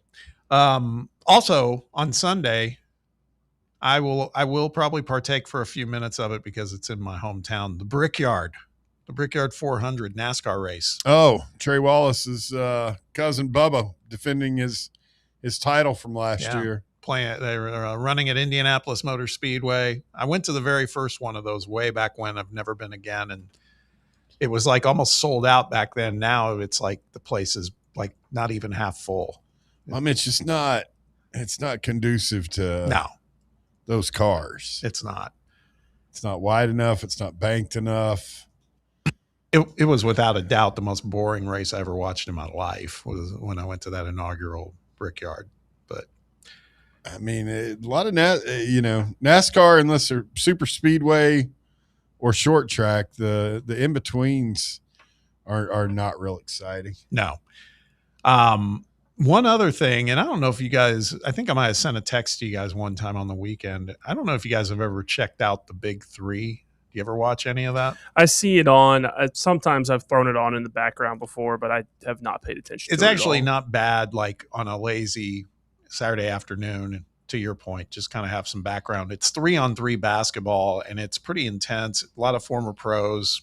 You'll see familiar names: Dwight Howard, Corey Brewer, Montrezl Harrell, and little Vol flavor, Jordan McRae is playing in the Big Three now. Really? That's cool. Yeah. So I think those guys I mean, that the thing is, it's actually flourishing. It's making some money. So I think the players make some money too. Who owns that? Ice Cube. Yeah. As in NWA Ice Cube? Yes. Yes, that one. Yeah. Straight out of Compton, huh? Yeah. Mm-hmm. And they've got 8 teams. They take all the games on the road. They go to different cities each weekend and like make it a day-long event. And that's all it is. And then it's done. It only happens on the weekends. They show up like on a Saturday and Yep. Like how big are the gyms they play in? It's arenas, you know. Really? I mean, they like take a portion of it. It's not like the place is packed to the gills, but it's a there's a good crowd. There's like thousands of people that show up. So yeah, it's pretty cool. Does Ice Cube show up every week? Oh or? yeah. Really? Yeah.